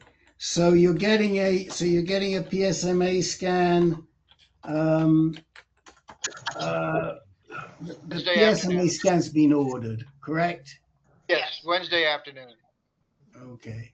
So we will be very interested to hear what the outcome is, and then we can work with you to see what the best treatment might be. But if I could just ask, what will they actually show us? I mean, will they show us the scan right then, or do we have to wait, for the doctor's appointment? I think you have to wait. Who's had PSMA scans and seen them right at the time? Do they show you right at the time? I don't think they do. I think the radiologist has to look at it first. It's in your medical record at Kaiser before you see the doctor. And you can understand it? True. You can actually interpret it and see? Yes, it should be legible. Okay, David Muslim, what do you got to say about that? When I sit in front of Dr. Schmulowitz, he shows me the scan, and it's very easy to read. It's a big spot. It's a big or small, but it's a spot that you can recognize right away. He goes through it with me every time I'm with him. Okay. Jim Marshall, very quick. Kaiser will give you a written explanation, in my chart. Oh, okay. Okay, thank you. But you have to wait for that, correct?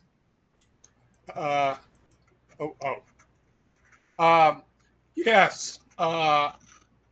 Let's see, I had to wait like 2 days. Okay, so there you go. Larry Schuler, anything different to add? I had a PSMA PET scan at Fred Hutchinson. They gave me a disc of my imaging that day. I had to wait a couple of days to get the pathologist report, or whoever read the thing and wrote a text report. I had to wait a couple of days for that. They mailed it to me. Then at my local hospital, I got a disc the same day, but I had to wait a couple of days to get the report from somebody who read it. You can put it into your computer and see the imaging, but interpreting it requires some knowledge. Okay, so there you go. So hopefully you'll come back next week, and by next week you will know, and you can talk to us, and we'll give you a little more. We'll give you a little more time. Okay, I'm going to keep moving on because we're now at the top of the hour, and I still got a few more people. Eric Curtis in Hawaii, in Maui. Correction to your records. Live on the Big Island. Big Island. Okay, sorry. Big Island. I was doing it from memory. Okay. So, quick update. Thank you. First of all, I want to thank you and everyone here. It's been great to have the support. You convinced me actually to change my treatment a bit. I've gone off of the Eligard. I tried abiraterone. My liver wouldn't handle that. I was on enzalutamide, and I elected to stopped taking the Lupron, not Eligard, excuse me, it was Lupron, same thing. And I started up on Orgovyx in December 1st. It's only a month ago. And I'm also taking Nubeqa. I can say that in general, ADT is knocking my testosterone for a looper. I do also take monthly testing, and it's undetectable. And I haven't kicked the fatigue issue. I haven't really seen any huge difference, except that the hot flashes have really seemed to have been reduced. That's good, and it's only been a month, and that's a good thing.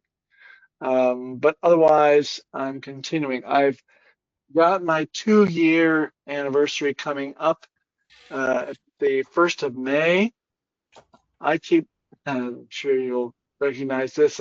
I keep arguing for calling it quits, and they keep saying, well, you may need to go further. Just a reminder, in my case, recent score 4+5, Decipher score 1.0, T3A diagnosis in the spring of 2023. So that's kind of where my starting point was. And I went through radiotherapy with Dr. Roach at UCSF, and I'm being followed by a Dr. Younger, a GU oncologist at UCSF. He's my quarterback. I've got a local oncologist that's kind of keeping it together. I have 2 questions. Okay, so that's broadly 2 questions. One, I can hardly wait to get to my testosterone back. I don't know, am I crazy? Is this really stupid? Because of course I understand that testosterone feeds the cancer. That may be self-defeating, but I could really use getting back on my feet. One, so the idea of Clomid is interesting to me. Thank you, Jack. I appreciate that. 2, just had a DEXA scan. Hold on a minute. Hold on. Let's go one at a time here. Okay. And we may have to defer the second one till next week because we've got still a bunch of people. I'm sorry, Eric. Go ahead. I have a question. Did you say you were T3? Did they stage you at T3? I started at T4, and I had a second reading by UCSF, and they downgraded it because they said that that my cancer was actually contained. Keep in mind, I had 12 out of 13 cores in my prostate were all 4.5. I also was oligometastatic. And, well, hold on. If you're oligometastatic, you're T4. Okay. This is where I'm having a problem. Okay. If you were de novo, if you had lymph node involvement, then automatically distant lymph node involvement, automatically you're a T4. So if they downgraded you to T3, it means they didn't agree that the lymph nodes, and that becomes really everybody's convinced that I did have that. So that was my misquoting my diagnosis. So everybody was convinced that you had lymph node involvement? Yeah. Okay. So let's forget the T3 because you can't be T3 with lymph node involvement as far as I know. Could be wrong. Now, ask us your first question again. First question is, I'm anxious to kind of get my testosterone back. Am I crazy to be anxious to get my testosterone back? Is Clomid a good idea to try to bring that testosterone back? I would say something we say often. Let's cross that bridge when we come to it. Because if you are still on hormone therapy and Orgovyx, we can't even discuss it. We can't even discuss Clomid until you come off the Orgovyx. And then we got to see how quickly it comes back. So these what ifs don't make a lot of sense. Now, here's what may make sense to discuss with Dr. Younger. Maybe at 2 years, you talk about, or maybe, have you done 18 months yet or not? Yeah. Okay. Maybe you discuss monotherapy darolutamide. That will allow your testosterone to come back or start to come back. It'll give you a head start on it. There's a bunch of guys like David Muslin and Lenciero who have done monotherapy darolutamide. Some docs are very open to it, like Dr. O and Dr. Schmulowitz. That's why we love them so much.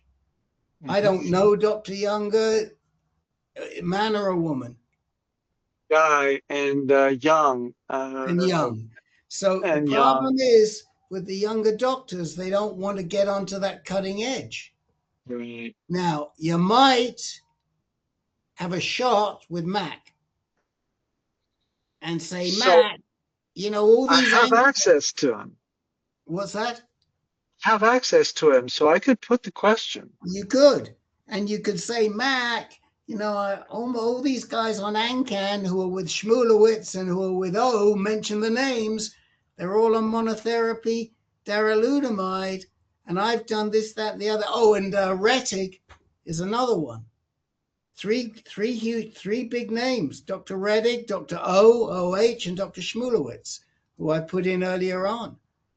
And do you think there's a chance we could get Dr. Younger to agree to trying monotherapy darolutamide? Okay. Good thoughts. Thoughts. I'm kind of preparing myself for that decision that has to be made coming up. That's all. Okay, so appreciate your help. What I would say is hang in. We'll take your second question when we get through everybody. If you wanna hang around, it's early. It's early on the Big Island. It's no problem. So true. You know, I have to put this in. I better put this. Oh, I got you in, Captain Cook. I know where you are. All right. Yeah, if you see the captain, say hello to him for me, please. I live close to where he met his demise. Oh, okay. All right. Jay Mills, still here? Yes. God bless you, Mr. Mills. Thanks for hanging in. You're muted. You got to get unmuted. What do you? I'll make it quick. You'll make it quick, but I got a question for you. What do you think of that strategy with Mac? What do you think? What do you think Mac will do? I think Mac might say yes. He might say yes. Yeah. I haven't talked to him in a long time, but I'd like to. Yeah, but you're a Mac patient, and I'm a Mac patient, so we can have an opinion on that. Yep, absolutely. Great guy. My PS 2018, I had HDR and IMRT with Shu and Mac at UCSF. I've had a long, nice run with of undetectable until about a year ago. It's doubling every 6 months. I'm up to 0.7 as of November. I've had 3 PSMA scans over the past year, all negative. Rick, you and I spoke, and you suggested an Axeman scan that might be the first type of scan that actually sees something if I have low PSA quantities in my in there, and because it may be that I may have Mets all over, but it just the peppering of PSA may not be there dense enough for it to show up. If that's what's going on, the other thing that's so tempting is what I'm able to see about FAP scans, and I was just wondering if anybody knew of anywhere that FAP scan is becoming available or when it might come available. Okay, what's an FAP scan? FAPI, and I wish I remembered it right now. It's protein is the last word, and I'd have to look it up. But they're doing it in Heidelberg. They've been working on it for a number of years, FAPI-04 and -46. 46 is the one that they are working with, not just prostate cancer, but with for prostate cancer, if it has prostate cancers that do not have the PSMA on the outside, they would have the FAP. And the FAP, other cancers have FAP as well. So Heidelberg and UCLA are working on testing it on prostate, pancreas, liver, lung, all these other cancers. And that it could be like PSMA for a lot of different cancers, as I understand it. Okay. Well, a couple of things that come to my mind immediately. Have you ever shown a result on a PSMA scan? Not the definitive. It was early on. It was when it was experimental at UCLA. I got one, and it showed a wisp on a rib, and Mac treated it as if it were. He doubted it. He said, "We're getting a lot of these. We don't think they're real, but I'm going to give you SBRT anyway." Okay. Oh yes, and then excuse me, and then I still had my prostate cancer at the time, and it lit up like a bomb. My prostate did. On the PSMA scan? Yes. Okay. Then what I would suggest to you, if we think you're PSMA avid, is to reach out to Dr. Madan. Did you read my reminder this week? I did not. Oh, yes, I did. I saw the part about, I watched the discussion between Sartor and Madan. Yes. Yes. Yes. So Dr. Madan is studying people like you. And he has a trial at NCI. Now, you only have to get yourself there the first time on your dime, because every time after that, NCI will pay for it. Okay. And there is a trial referenced in my Devils in the Detail. Mm-hmm. Let me see. I've just pulled it up and see if I can. I'll put the link. I'll put the link in the. Oh, damn. Where's the clinical trial?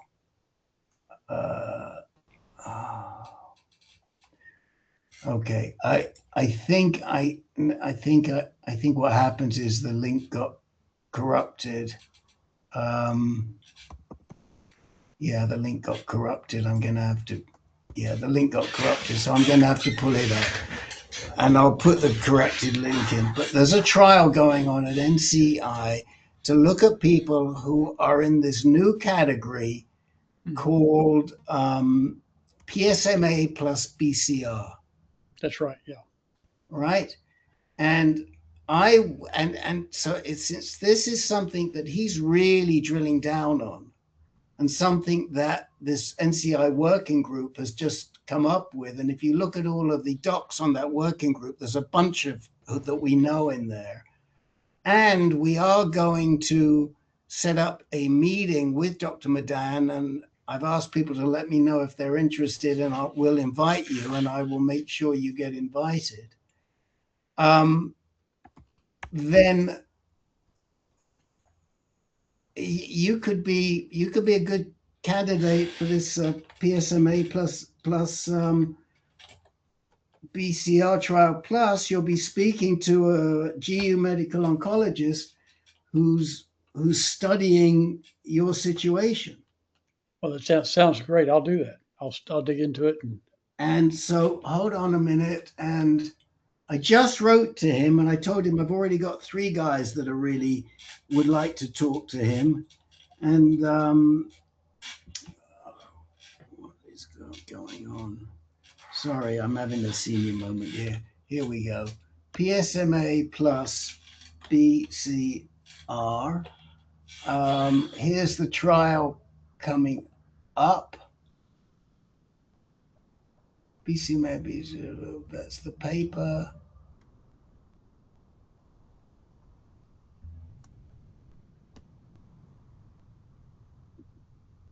Oh, damn. All right. I'm not finding the answer. I'll send it to you afterwards. Sorry, because it's not. I thought it would come right up, but the trial is not showing to me. So I'll find it. I had it earlier on. I'll mail right when after we get done, because I've got too much going on right now. But I'll send you that PSMA trial. And I'll send something that I was reading earlier on the FAP type scan to you and Lynn. Okay, and Dr. John, make sure you send it to Dr. John. Send it to Dr. John as well. I'd definitely be interested in that, Jay. Thank you. Okay, will do. Okay. You said that's a clinical trial, FAP?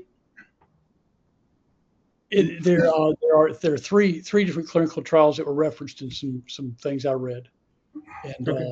one is UCLA is doing it in conjunction with UCSF and Heidelberg. Okay. Okay. They're doing it in conjunction with UCSF. That's right.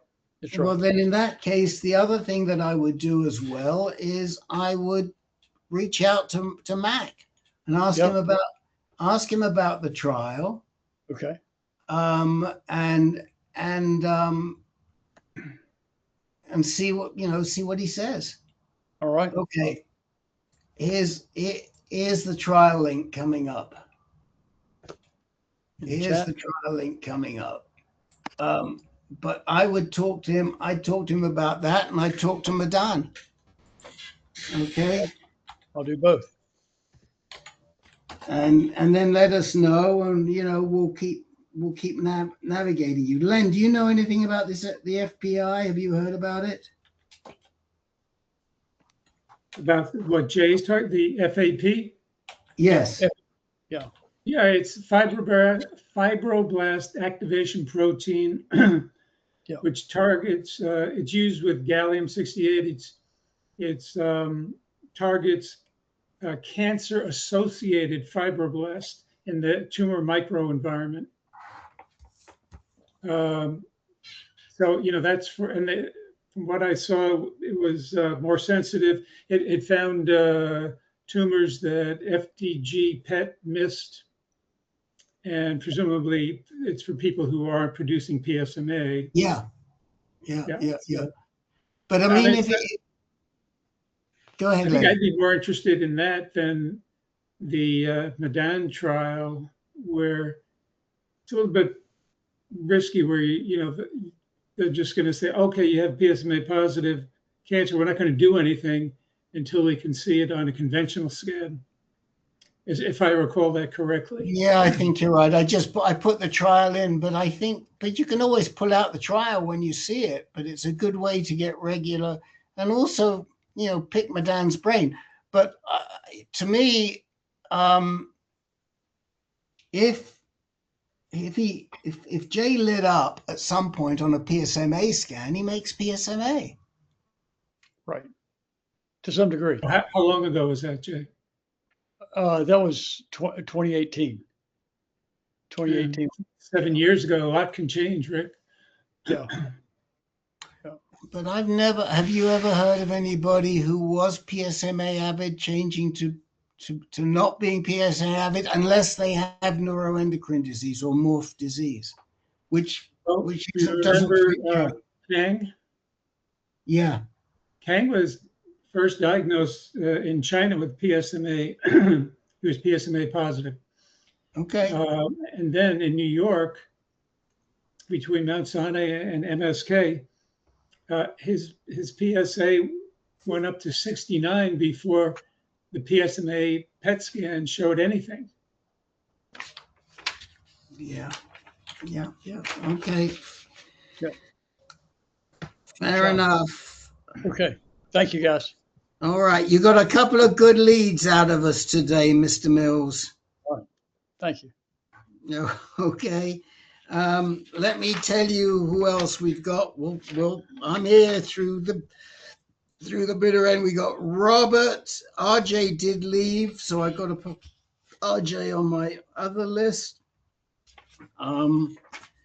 Then I've got and Brian Hack, and so we've got Robert and Brian Hack at this point in time. Robert, are you with us still? Yes, you are. I see you. Hello, you're a good man for hanging in. Okay. Okay, so briefly as possible, I have Yes. been on a short course intermittent ADT. I have been off it since April. And let's see. In July, PSA was 0.01 from undetectable in March. It's gone up. November, it was 0.35, and in December, it was 1.29. So it's doubling in less than a month now. And in the meantime, I was diagnosed with a thyroid nodule that they had seen before. It'd been stable. I have a new primary care physician. He recommended an ultrasound, and they found another thyroid nodule. So I'll be seeing a endocrinologist surgeon on Friday. And I don't know if that's just for a biopsy or what all of that's about.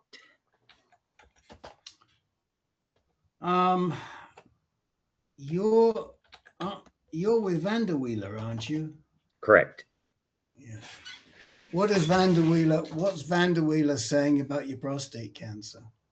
We will be going back on darolutamide probably within the next 8 weeks.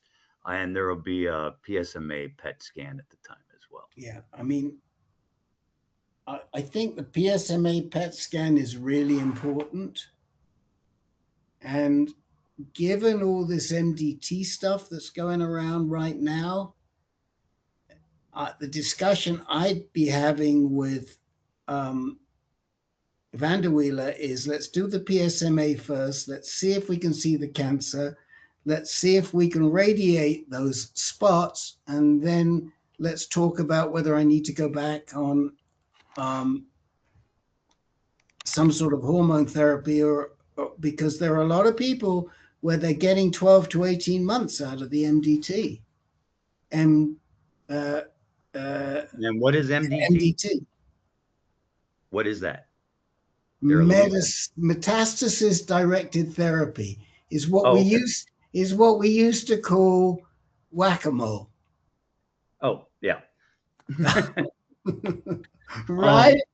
Yeah, I haven't. I mean, I was oleometastatic, and it wasn't until my PSA was over 6 or 7 that it showed up. And it was a distant metastasis and a lymph node in my lung, next to my lung. Yeah. So they've just had a hard time figuring out where it's going or what's happening. And have you, I'm trying to think, what was your original treatment? I had a prostatectomy in 2021 with persistent PSA, followed by 34 rounds of salvage radiation, where my PSA almost doubled in those 7 weeks, and then then when it metastasized, I got on the Medicare trial, and that was 6 months, and then got off of that, and then was on a holiday for 6 months, and then went back on ADT for another 9 months, and then got off of it. So it was you've been on and off of apalutamide. It was apalutamide, and then enzalutamide, and one was apalutamide. And now, and your current, and what did you say again? Your current level of PSA is? End of July, 1.29. And that was end of July was your most recent, you haven't had a PSA test since then? Oh no, July I had 0.01, November 0.35, December 1.29. Yeah, that's what I was asking. Well, the discussion I think I'd have, and Len, what do you think? The discussion I think I'd have with Van der Weyler is, what about trying? Let's see if we can see it, and if we can see it, what about blasting it before I go back on the darolutamide? Oh yeah, I'm sure that we were going to do imaging first, but we were just talking about the problems I had with some of the side effects on some of the other drugs, and this time he said that we would do darolutamide most likely. Well, this time maybe you try the metastasis-directed therapy, the MDT, and see if how there's long something there. If there's something there. Right. You know, if you see something, then you can try it. If you don't see anything, you would have to go on something. But if you see something, can we try it without going on the hormone therapy? Because we've been seeing a lot of good results. Okay. Len, help me out here. Totally agree, Rick. Totally agree. Anybody else want to chime in on a situation like Robert's? And then anything about the thyroid thing? Anybody have issues with that? That's not really my area of expertise. We used to have a thyroid group, but we used to have a thyroid group, but whose phone is ringing there? Harry You're not there. Okay. We used to have a thyroid group, but we didn't get enough support for it, and we've kind of dropped it. So I don't. And I can't really. Is there any relationship between thyroid issues and prostate cancer? Not that we often hear about. Okay. Len, do you know anything? I mean, thyroid, and we don't usually hear about it. No, I'm not familiar with that. Have you had genetic testing, and have you had any genomic testing? I did have the genetic testing, but I don't think I've had the genomic testing. And the genetic testing was negative? Correct. Yeah. Again, that's good questions to ask. That would be a good question to ask Van der Weyler. Does Van der Weyler know you're having these issues with the thyroid? Yep, they're on top of it. And I just got the CT scan results today, so I haven't been back in touch with him. Okay. But does he see any linkage there? We haven't discussed it. Okay. It's just been through my chart, so. Okay, well, not that I'm aware of. Anybody else aware of any link between those two?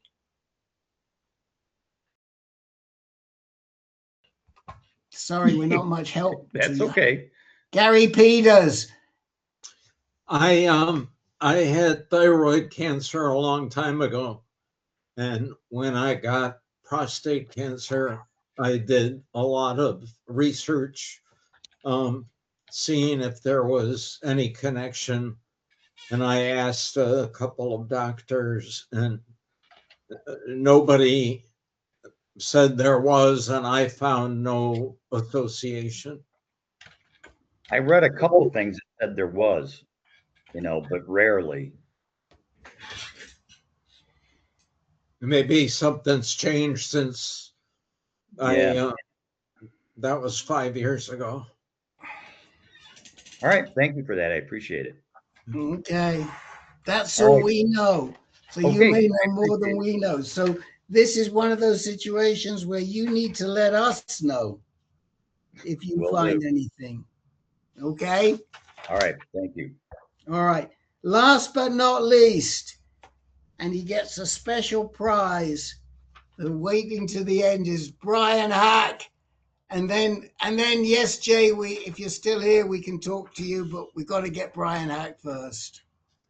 So thanks again, Rick. Appreciate you and all you do.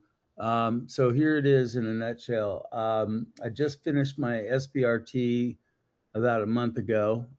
This is my second recurrence. The first one was about in 2024, late 2024. I started on Orgovyx and enzalutamide, and SBRT followed a month or so later. After 6 months, Dr. Reddick, who you mentioned earlier, Rick, he suggested taking a holiday early after 6 months instead of 9, which was the intended, treatment plan.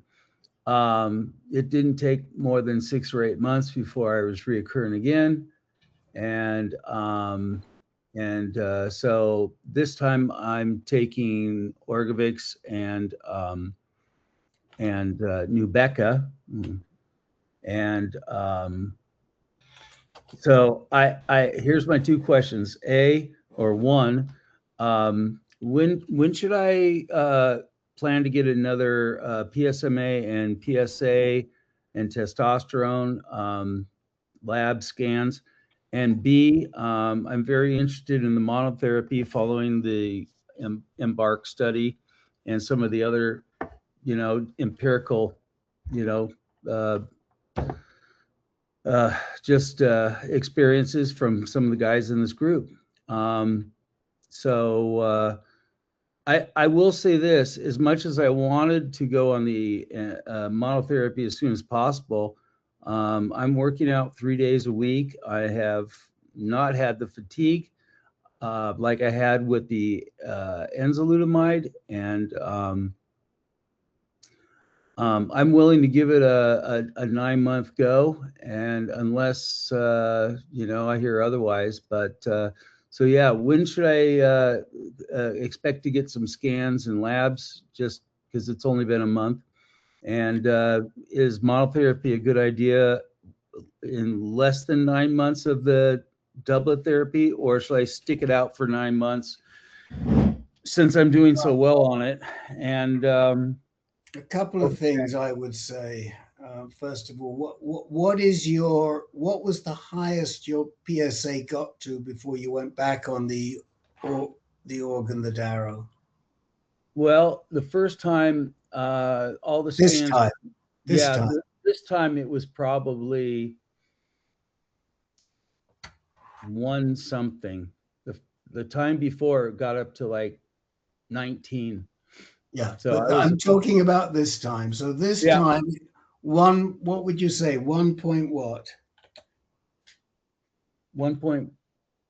Well, it was about 1.1, and we were going to wait 3 months. I said, let's do 2. And in 6 weeks, I kind of hit the panic rev, and that's when we found a lot of cancer, mostly in the retroperitoneal space. SUV max of 26 point something. Okay, so a lot of cancer. When you say a lot of cancer, how many metastases? Well, they were in clusters, so I can't tell you how many, but there were 3 groups or 3 clusters. They're all 3 new ones, by the way. Okay. One was in the retroperitoneal space below the kidneys, and 2 on the iliac. The other ones I had was left superclav, very common. 1 in the retroperitoneal, and I can't remember where the 3rd one was. Those spots are still sterile.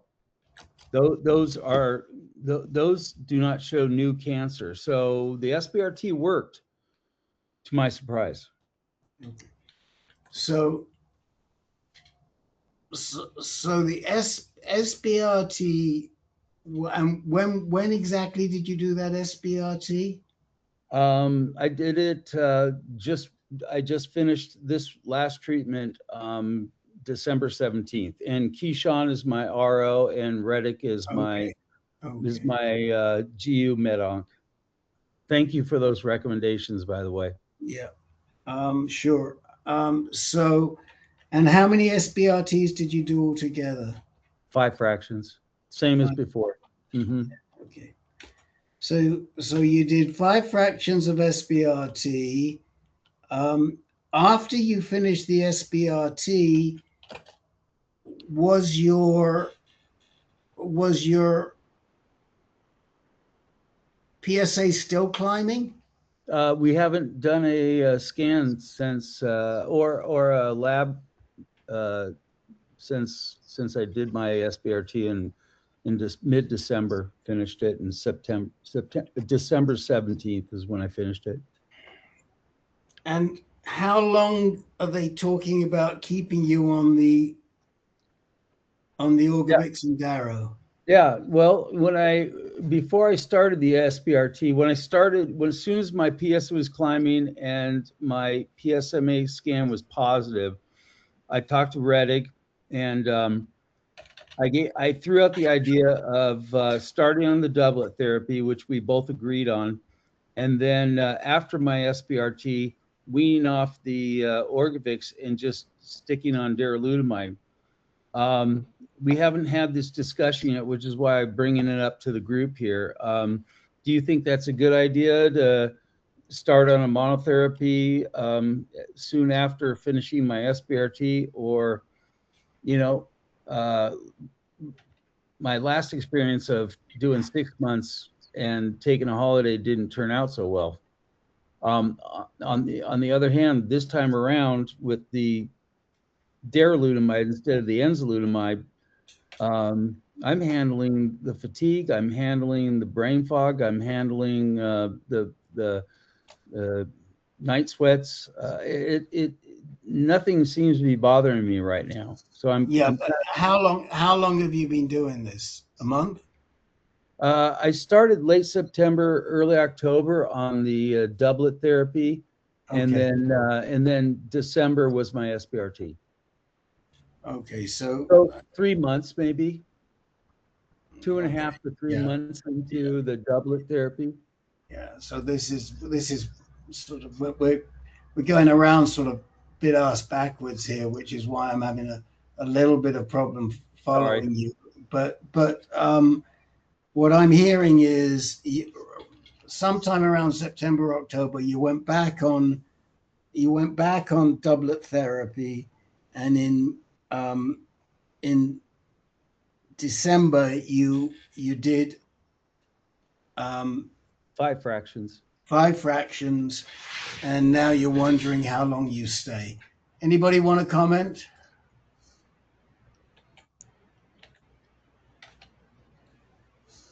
No?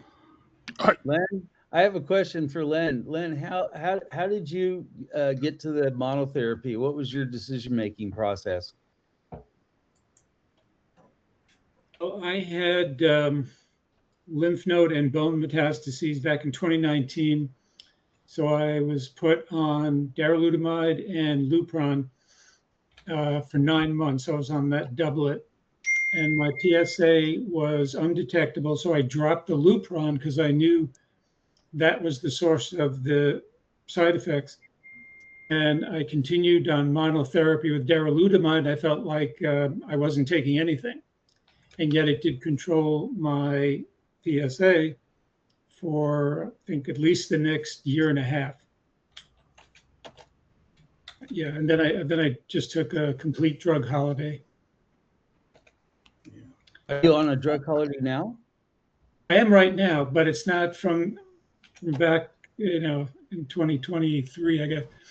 I go on and off, depending upon how I feel. If I feel like I'm getting a little fatigued, as I don't know if David Morrison is still with us, but David off. He's off. So both he and I on re-challenge with darolutamide found that we did have fatigue that we never had before. Mm-hmm. So I would take it until I got fatigued, and then I'd stop taking it. And I'm comfortable with having a low PSA, which is usually 0.1 or lower, being on a drug holiday, which is what I am now for the past, about 13 months now. Wow.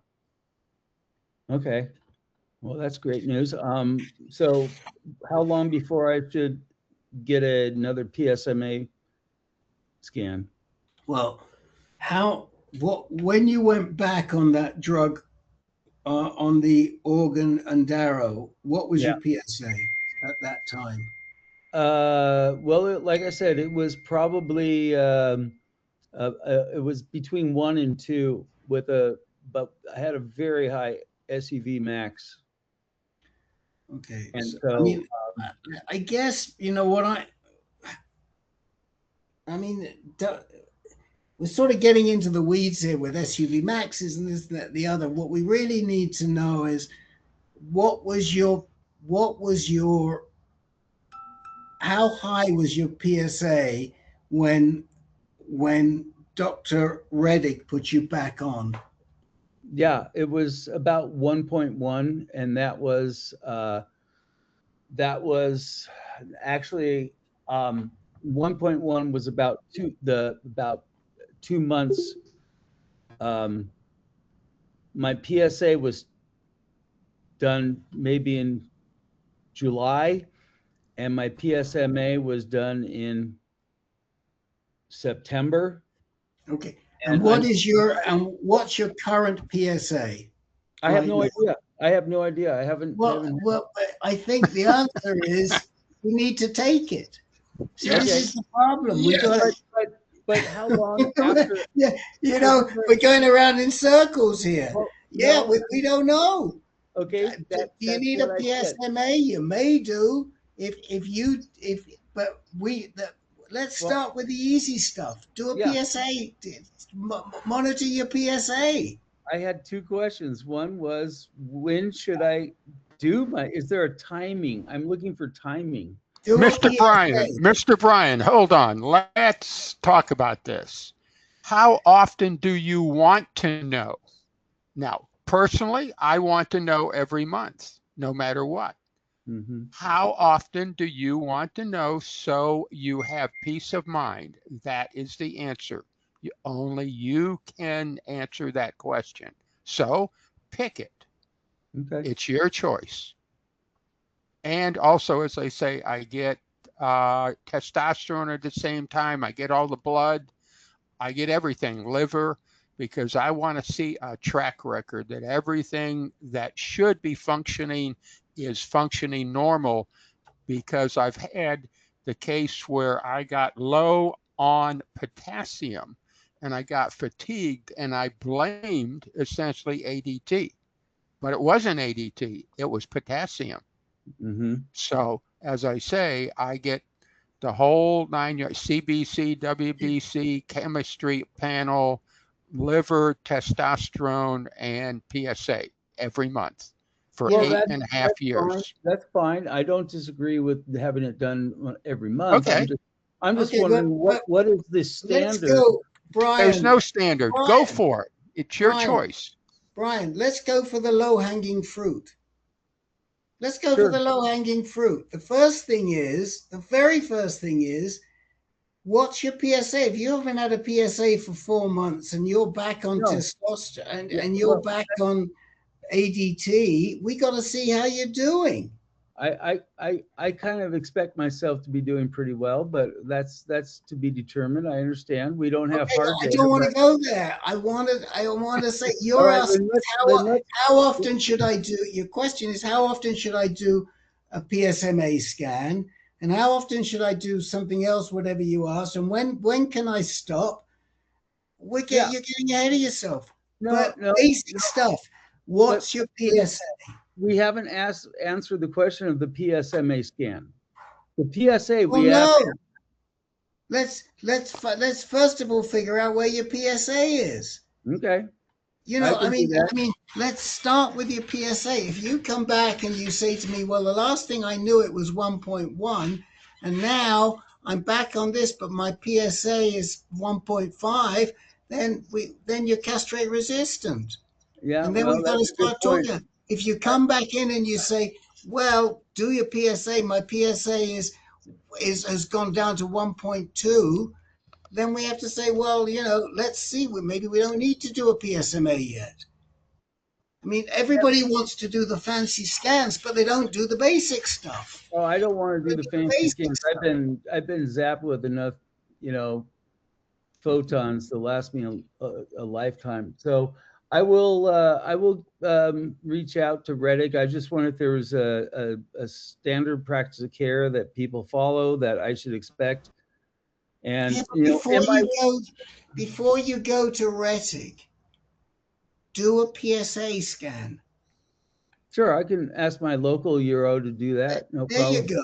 Do a PSA scan. Then you'll get one. Next week, you'll come back to us and you'll say, this is my PSA scan. Then we can talk about what to do. But we're putting we're putting the cart before the horse here. Yeah, it's just been a month. So I'm more my question is more is when can I start a monotherapy and get a PSA first. Mm-hmm. I don't want to. We're getting ahead of ourselves. I copy all that. You know, you haven't done a PSA for 4 months. You haven't done a PSA test for 4 months, and we're talking about, well, should we get a PSMA, or should we go on to mono, or should we do this, or should we do that? The very first thing I would do if it was me is do a PSA scan, and then with that we move forward.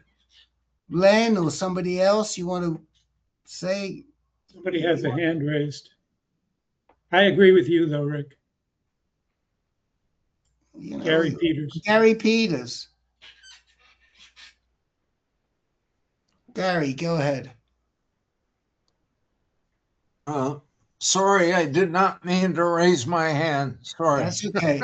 So, you know, so Brian, I guess what we're saying is you got to go step by step, and we can get into if that and if that and if the other.